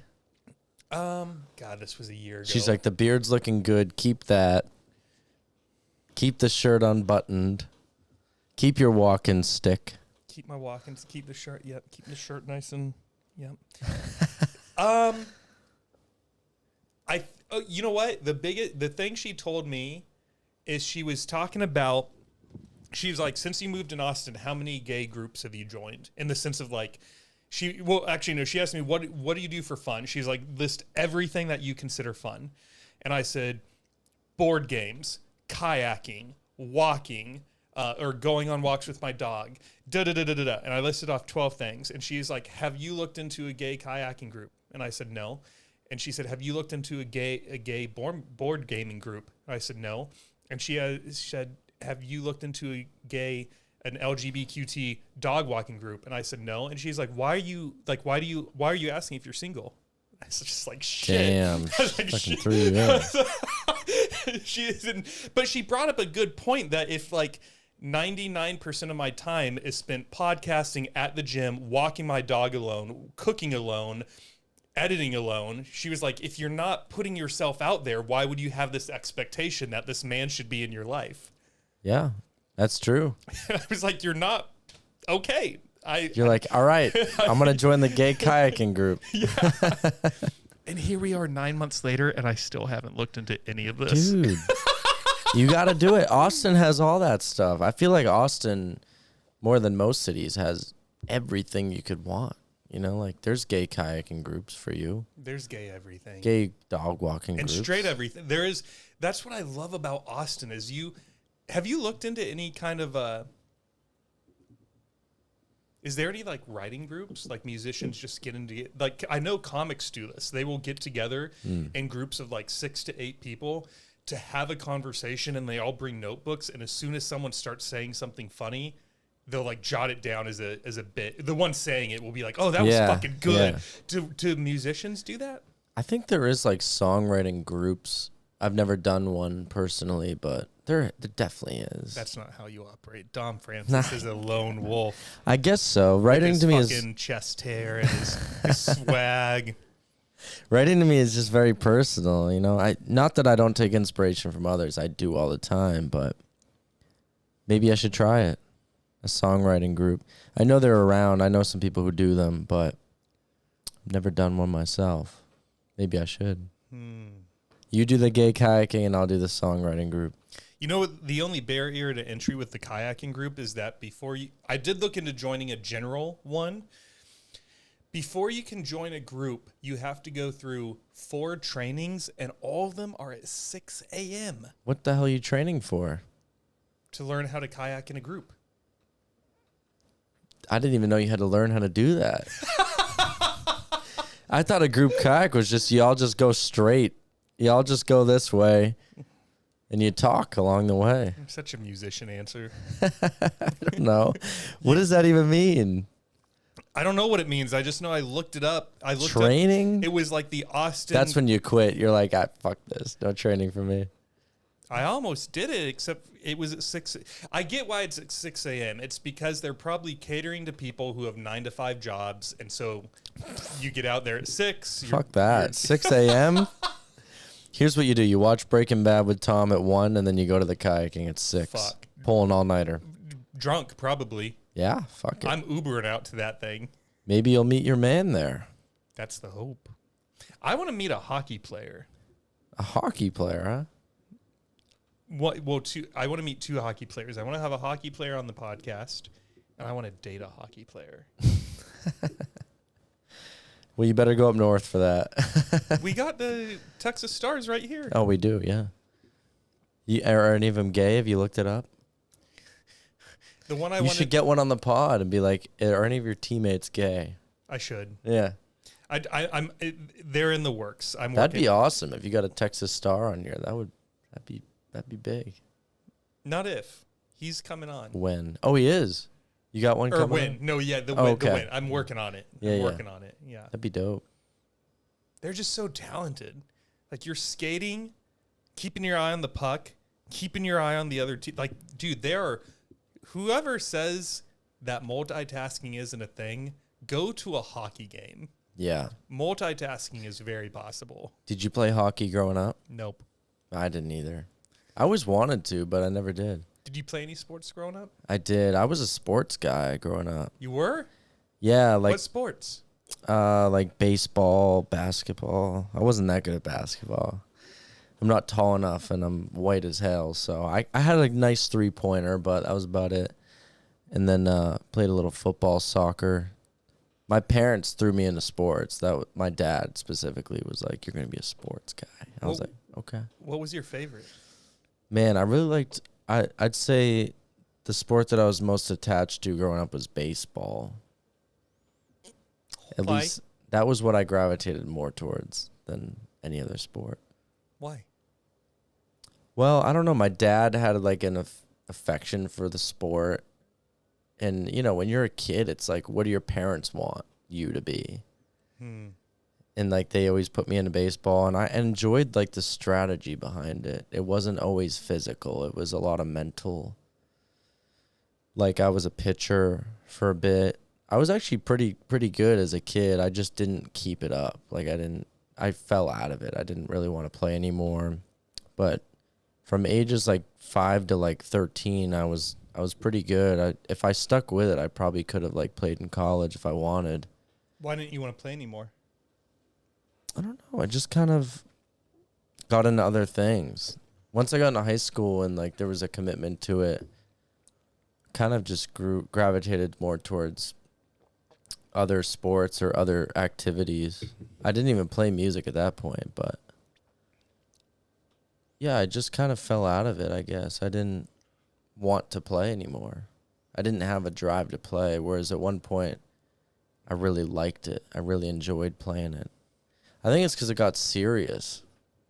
Once it got serious and like I played a little in high school, but our team really sucked too. That didn't help. Like we were bad. So we would show up to other schools and we would just get our ass kicked. And I didn't have like a good coaching staff to like kind of crop me into like a player. But I don't really know. I just don't think it was like meant for me at this like going on in my life. Past like the age of 13. Just didn't really want to play. Did you play anything? Basketball and soccer, and I dropped for the exact same reason. It got Yeah. too serious. Yeah. And I'm pretty competitive in a lot of ways, but I just didn't want to play. Just lost the love for it, I guess. Sports in general, I still kind of follow them a little bit, but not like I used to when I was a kid. I really like love sports. Kind of fell out of it.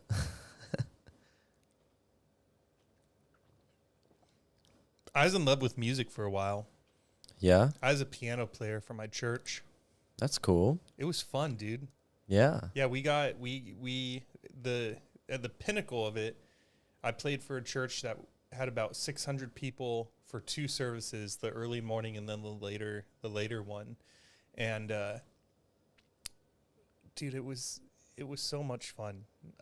There is a you I'm sure you can attest to this. When you're in a room, regardless of the kind of music, whether it's Christian or Linkin Park or like, it doesn't matter.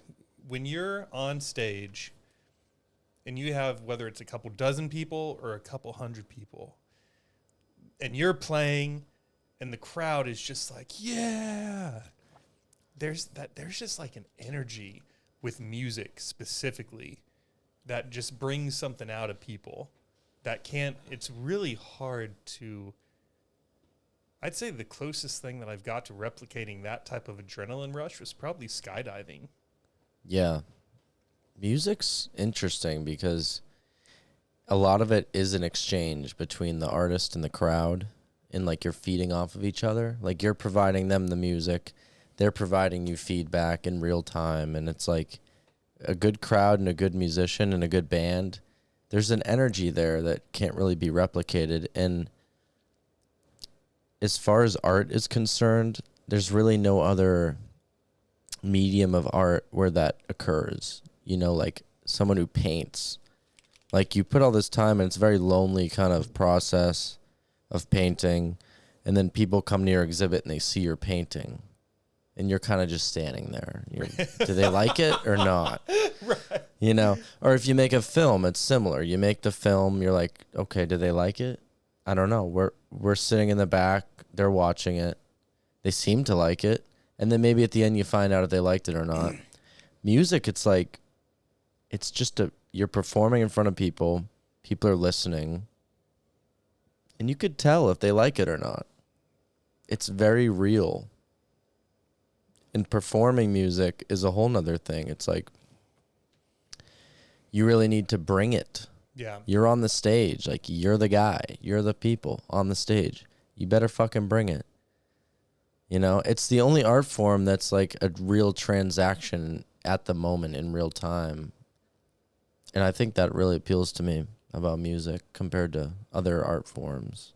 It doesn't happen that way. Mm-mm. Now that I'm 18 months into this thing, I've talked to probably a dozen people who tried to start podcasts, and that's the exact thing they're looking for, and why their podcast ends up failing is because they could have a great pilot and a great first 5 episodes and 10 episodes, and they have this expectation in their head that as soon as they drop it, they're going to be at 1,000 downloads and 25-star ratings on Spotify, and that every episode they're just going to see these like exponential spikes like they're at a live concert.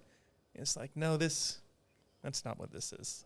Dude, a lot of people think that way, even with music. Like, they're like, oh, I put something out, like the world's going to love it. Maybe, but it's kind of a grind for every industry. It's just how long are you willing to put up with the shit before you start getting some recognition. And like an example of that in podcasting is like Joe Rogan or even Theo Vaughn. Like, these guys were already, like Joe Rogan specifically was kind of already in the industry when he started. Like, he was an actor. He did like Fear Factor and stuff. But when he started the podcast, there was like nobody listening. Right. For years. And then like all this, like, then it just picked up, and now it is what it is. But like, people don't see the beginning as much, you know, like when someone's starting out, and he just did it because he wanted to do it. And even Theo Vaughn, like, I still see like clips of him like in his room, like doing his podcast. And now he's got like sponsors and shit, and like he just had Trump on or something. Like, he's got these crazy guests. It's like, that doesn't happen overnight. And music's similar. Like, you have to grind out the local scene unless you have a connection. But mostly nobody does, really, unless you're lucky. But it's just grinding. And eventually, if you really believe in what you're doing and you're good at what you do, people will catch on to it, I believe. It's just how long you willing to do it. How long you willing to go? Do you want it more than everybody else? That's the big thing. It's like, how bad do you want it? You know, and some people have it easier than others. Some people, maybe they really want it badly and it takes them 10 years. And then some people maybe want it a little bit and it takes 3 years. Some people get lucky, some people don't. But I truly believe if you really want something and you're willing to put all your energy into it and give it all you got, why not? Why can't it happen? You know what I mean? Like, you could do anything you want in this world and in America, I think. For now. Until the grid gets shut off. Right. Yeah. But for now, while we still have food and supermarkets. You can go start a podcast or write a song and especially put it with on the Spotify. internet. Yep. You know, and like there's benefits to the internet. Like, okay, yeah, it's saturated. Now everybody can put something out, but quality will rise. You know, if you're making a good product, technically, and you're persistent, like that will rise above the rest that suck and that aren't that driven and don't put a lot of time into what they're doing. Like the people that really do will rise to the top. And if you're offering quality, and you care about the thing, why wouldn't it rise? You know, and how long are you willing to do it for? It might take 10 years, it might take 5. Nobody knows, but it's about getting out there, meeting people, networking, and for anything that you're doing. It doesn't matter if you're doing music, pottery, if you're working in an exhibit and you're creating art, if you're doing a podcast, grinding it out and loving it. And that's what keeps you going, like that you love doing it. Because it will get hard. It always does. Like even musically, like it gets hard. Maybe you're not coming up with as many ideas, or maybe you release something and people aren't that receptive to it as you thought they would be. But, you know, there's some artists that I love. It takes them like 4 albums before they get that one album that people actually connect with.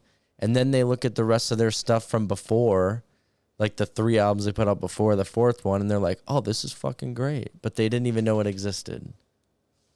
And mostly that's what it is. People don't know you exist until they can't shy away from you at all. Like, it's obvious that you exist, and they have to check you out. Yeah. But that's the exciting part, you know? That it's not easy. To me, that's what keeps me going. I agree 1,000%.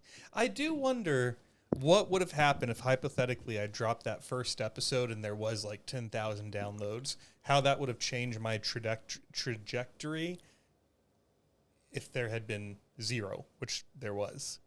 It like, probably would have changed it a lot, and it probably wouldn't have been good for you because you would have expected that for everything you do in your life. And also, you wouldn't be able to look back on the moments where like there wasn't a lot of people listening. It humbles you in a way. And it's like when you get to that moment where like you're ready and it's your time and you've been doing it for years and you've had those moments of grinding it out, you've built up armor for that. Whereas people that become big overnight, it's like it usually doesn't end well for those people because they're not ready for it, you know? Like they got lucky and now they're here at the top and they didn't have to climb the staircase. They just took the elevator there. They don't have all that experience where like they had to rough through it. And then if they get to a hard point in their life, like they're not really built for it. Or maybe something happens in their music career or their podcasting career and it's not what they expected to happen. Like they're not even ready to face it. There's Thad. I'm listening. I'm just looking at this little dog and loving that he's here as much as we had a rough He's start. like, I'm sorry. I didn't mean to knock it over. He really does sort of have that look on his face right now. Oh, he's going to do it again. What if he did it again? What would you... I'd shoot him. Look at him. He knows we're talking about him. All right, Dom Francis. Let's wrap this thing up with 2 more stories. 2 more stories. All right, you got to ask me about the album a little bit, too. Oh, yeah, and the of course. song. All right, what's the song that just came out? So the song that just came out is called Runnin' Free, and I wrote that song probably about a year and a half ago, and I think it does a good job of summing up the theme of the record, which is kind of about living your destiny and living your truth and running free, not being bogged down by everyday life or things that you don't have, and just being yourself, your genuine self. And we just shot a music video for it, which should Really? be out. Yeah, it should be out probably December. And we filmed it in San Antonio, and I wore some overalls and rode Just some overalls? overalls. Yep. Ooh. Overalls. And I had a bindle and a little cap. I'm like a vagabond character. And I rode some trains down there. So me and my sister are putting together a video for that. And the album is going to be called Folk Rock Troubadour. And it's comprised of 9 songs that I've written within the past 2 or 3 years. And I think it's my best work yet as far as things I've released. And I'm really excited to put it out. Can you attribute, you think it's just sort of goes back to everything that you were just saying, that's your best work just because you've been growing and hustling and writing, and obviously, or maybe not obviously, but it just goes back to that very cliche phrase of practice makes perfect. So now that you've been working, you feel like I don't know. I don't know if that's why, but I feel like it's the first thing that I've put out where I really feel like I captured something that I really wanted to say. When you create art, sometimes you get pretty close to what's in your head. And I feel like for this album, it gets really close to my philosophy of my life up to this point, and just life in general, within just being in your early 20s and being a young man and growing up in America. And I think it's a really honest record, and there's a lot of personal emotion in there. And I think there's a lot that hopefully people can connect with. And I think the songs are really good. I'm really happy with it. Has anyone heard it yet? Just the producer. Oh, the song or the album? The whole album. Like, have you shared it with like any friends or family and just been like, hey, listen to this thing? No, I've sent songs out to people. Like, so there's 3 songs that are like done, and then the other 6 are wrapping up. We'll probably finish the record in January, I'm assuming, and then the album's probably gonna come out in like March. And I'm gonna press vinyl for it, and I've sent like 3 songs out to people just to, see what they think. And yeah, it's exciting, man, because I've been working on it. I mean, like I said, some of the songs I wrote 3 years ago or 2 years ago, and I've been recording it for years. So it's nice to finally see it getting to that point where you know what it is, and I'm pretty happy with it. Hello, Thad. I'm glad you're happy. I'm excited because I've listened to all your stuff, and it's been a while since you dropped a new. It's been a long time, man. Yeah. The last thing I put out was Lodge, and that was May of 2023. So it's been over a year since I've put anything out. But Running Free it's going to be coming out in November, and really excited about that song and just the album. I think it's got a lot of energy to it. You think you might drop any more singles outside of Running Free leading up to the album, or is it Running Free going to be the only one? No, definitely. I'm gonna probably put out 3 or 4 singles. Running Free, Rusty Train. Rusty Train. Yes, sir. Performed on here live last year. Yeah, I mean, when I performed that song, that was like right after I wrote it, and they're gonna be that one and probably Past Life, which is a really reflective song about. Kind of about, I guess it's about where you used to be in your life and where you are now, and kind of like a reflection of your life.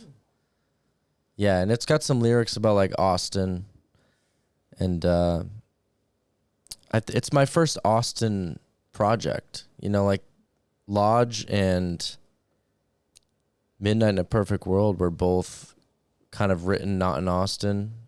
And this one I've fully done since I moved to Austin. So the music scene here and the locals and just the whole city has really rubbed off on me. And so the album, it's like an Austin record. You know, it's really got a lot to do with this city. So I'm excited for it. Fuck yeah. I'm excited.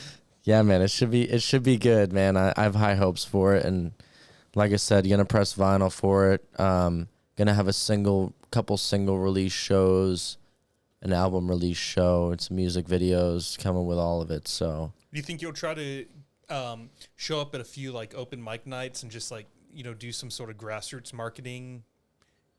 I don't know. Around town? I didn't really think about that. I used to do open mics a lot. I've kind of moved away from them because of the gigs. We're playing like 3 or 4 gigs a week now, so I don't have as much time. But for the album specifically, though, like when that drops, do you think you might do some sort of like unofficial local tour where you start incorporating those into the gigs that you're doing? Yeah. The songs. Mm-hmm. Yeah, well, the songs we're already kind of playing live, like as a band, just to get them ready. Okay. For when we have the album release and the single release. But yeah, I mean, that's a pretty good idea. And I want it to be like a local like thing, you know, like I want people to feel like it's here. So I think maybe doing some open mics would be good. But I've played those songs at open mics kind of before I recorded the album, but it might be a good way to promote it. So I might consider that. The idea just came to mind because I have a friend that moved to town recently, and one of the reasons he moved here was just to get like more embedded into the music scene. Yeah. And so he had been here like 6 days, and he looked up, is it the cider mill? It's it's a coffee. Oh, Buzz Mill? Thank you. The Buzz Mill. Yeah. He's online one day. He's like, there's a fucking open mic at Buzz Mill going on tonight. Like, I'm going to go do it just to help keep myself like fresh and performing. And it's just like a good, like free way for him to get in front of a crowd of 45 people. And so he had multiple reasons. It was partly new music's out. It was partly he doesn't want to get rusty. It was partly that it was free. It was partly that's 5 minutes from his place. And he was like, fuck it. Why not do it? Yeah. And it just seemed like, I don't know. I was just like, yeah, man, that's a good idea. And we all went out. Us and a couple friends went out, supported him, did a great job. That's awesome. Yeah, it was good. It seemed like, I don't know, Yeah. it seemed like a good idea just to like keep yourself fresh. And if you wanted to do something like solo versus with the band, that again, it's like free. You can do it last minute, not that big of a time commitment. Yeah. Yeah. Open mics are great, man. And playing the songs alone is different, you know, and it's kind of in a good way because it's really personal and stripped down. Whereas playing with a band, it's more of a collective experience, which can be great too. The album is a band album, though. It's like the songs have traits within them that come from other instruments rather than just me. But that's fair. I can play all the songs solo too, so I should consider that. But yeah, I'm really excited for it. And early 2025, that'll be coming out, and the single should be coming out right when this podcast comes out. Hell yeah. Running free. It's recorded, so you just tell me done. when, and it'll I'll tell you when, man. hit It's the going to World come Wide out. Web. Yeah. So what did you want to end on? You want to end on a couple questions, you said? Oh, we didn't have to. I just trying to segue towards like some sort of closure. Let's segue, man. Do you have any stories? Stories. Well, something happened to me today. I had to get my headlight bulb replaced. You know, I'm not very good at like fixing things, especially car related. Same. In my car, it's like I tried to do that headlight bulb, but it's like you have to get under the car. It's not easy. I spent 2 hours trying to do it. I'm like, I'm just going to bring this in. Anyways, I actually was right before I came here. I went to Firestone on South Congress, and they replaced it. And I was pulling out, and this truck was letting me go, this pickup truck. He was like being a good citizen. Like, it was a green light. He didn't have to let me go. Like, I didn't have any reason to go. He could have just driven. And some guy backed into him, or didn't back into him, drove into the back of his truck because he was stopping to let me out. But he didn't take like a sudden stop. Like, it was red light. They were stationary, and then it turned green, and they all started moving, and he stopped, and this guy hit him from behind, rear-ended him, and I was like, shit. So I like peeled off. It was right as I was getting in front of him that this happened, and I was like, fuck, I feel really bad because he let me go. And he peeled up, he like pulled into the parking lot to like, I'm assuming to exchange insurance information with this jackass who just hit him. And it was totally the other guy's fault. I watched it happen. And the guy that hit him just drove off. He didn't even stop. He fucking peeled off. Wow. So this guy let me go. He got hit and he pulled in. I'm like, this guy let me go being a good guy, and he got hit for it. And I'm like wondering how that's going to affect his life. Maybe he doesn't let anybody go anymore. He's like, I'm done helping people, man. I got hit. So that was something that happened to me today, but I don't know if that's a story, but I was like, story. God damn, dude. Part of me feels bad, but it's like, what are you going to do, you know? It wasn't my fault. It was the jackass who hit him and didn't stop. So... That's the story. That's what happened to me today. I got one for you. Sure. On Thursday night, I was going to this event, and the Uber was like 2 minutes from arriving here. And I got the little push notification from my phone, get ready to meet your Uber driver. I was like, all right. So I'm standing right here at the front door, like ready to go. And all of a sudden I was like, man, I think I might need a poop, but I'm not really sure. You ever have those moments where you're like, maybe I could, but I'm not sure? You have one of those, huh? So what I did was I just squatted in place to like emulate it's a test. You ever do that? You ever just squat to be like, do I need a poop? No. You've never done that? Not really. Oh, well, I do it. Yeah. When I'm not sure. Okay. So I squat. I'm sitting there in a squat position, and I feel like something coming. I'm like, I think it's just a fart. So I like push it out. It's just a fart. And I was like, all right. I thought you were going to say something else. You push it out, and that was it. It's just a fart. I thought. So I'm like, all right, I don't need to go. Perfect. Because 2 minutes is way too short. Like, I can't do that in 2 minutes. So I leave, and I jump in the car, and he starts leaving the complex. And as he starts driving, I start to smell something. And I'm like, oh no. Like, did I just shit my pants? And I'm about to be in this Uber for like 25, 30 minutes. Like, there's no way this guy's going to like not smell this, coupled with the fact like I'm going to an event. And so in my head, I'm like, do I ask him to turn around with no context why? Just like, oh, fuck, if like I forgot something. Because really all I would need to do is like run up, change my boxers, clean up real quick.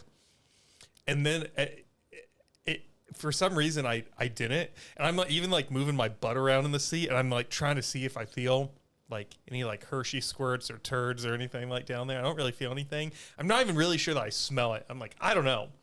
But in my head, I think if I can get this guy talking, maybe his nose will stop working. And if we just get embedded in this really deep conversation, maybe he won't smell the shit. And when I get to the event, which was at a hotel, I'll just go straight for the lobby bathrooms, go to the stall, take off my boxers, and I'll just go commando for the rest of the night. It'll be fine. So I brought up something. I was like, hey man, how's your day going? What's your craziest Uber that you've ever had? You had any clients that like try to kill you or something? And we got into this like pretty entertaining conversation just about life and Ubers and jobs. And I don't even know what the fuck we talked about. I was thinking about like, I don't know if I have shit in my pants right now or not. So he gets to the destination, and I get out, and I did the thing I just told you. I ran to the hotel, got to the lobby, saw the bathroom, go in. Fortunately, it was empty. Get into the nearest stall, drop my pants, drop my boxers, and fortunately, nothing was there. Damn. It was all in your head. Yeah. Wow. It's crazy what the mind can do. I swear I smelled shit in that car. But maybe you just didn't brush your teeth that day or put some deodorant on. I'm glad that's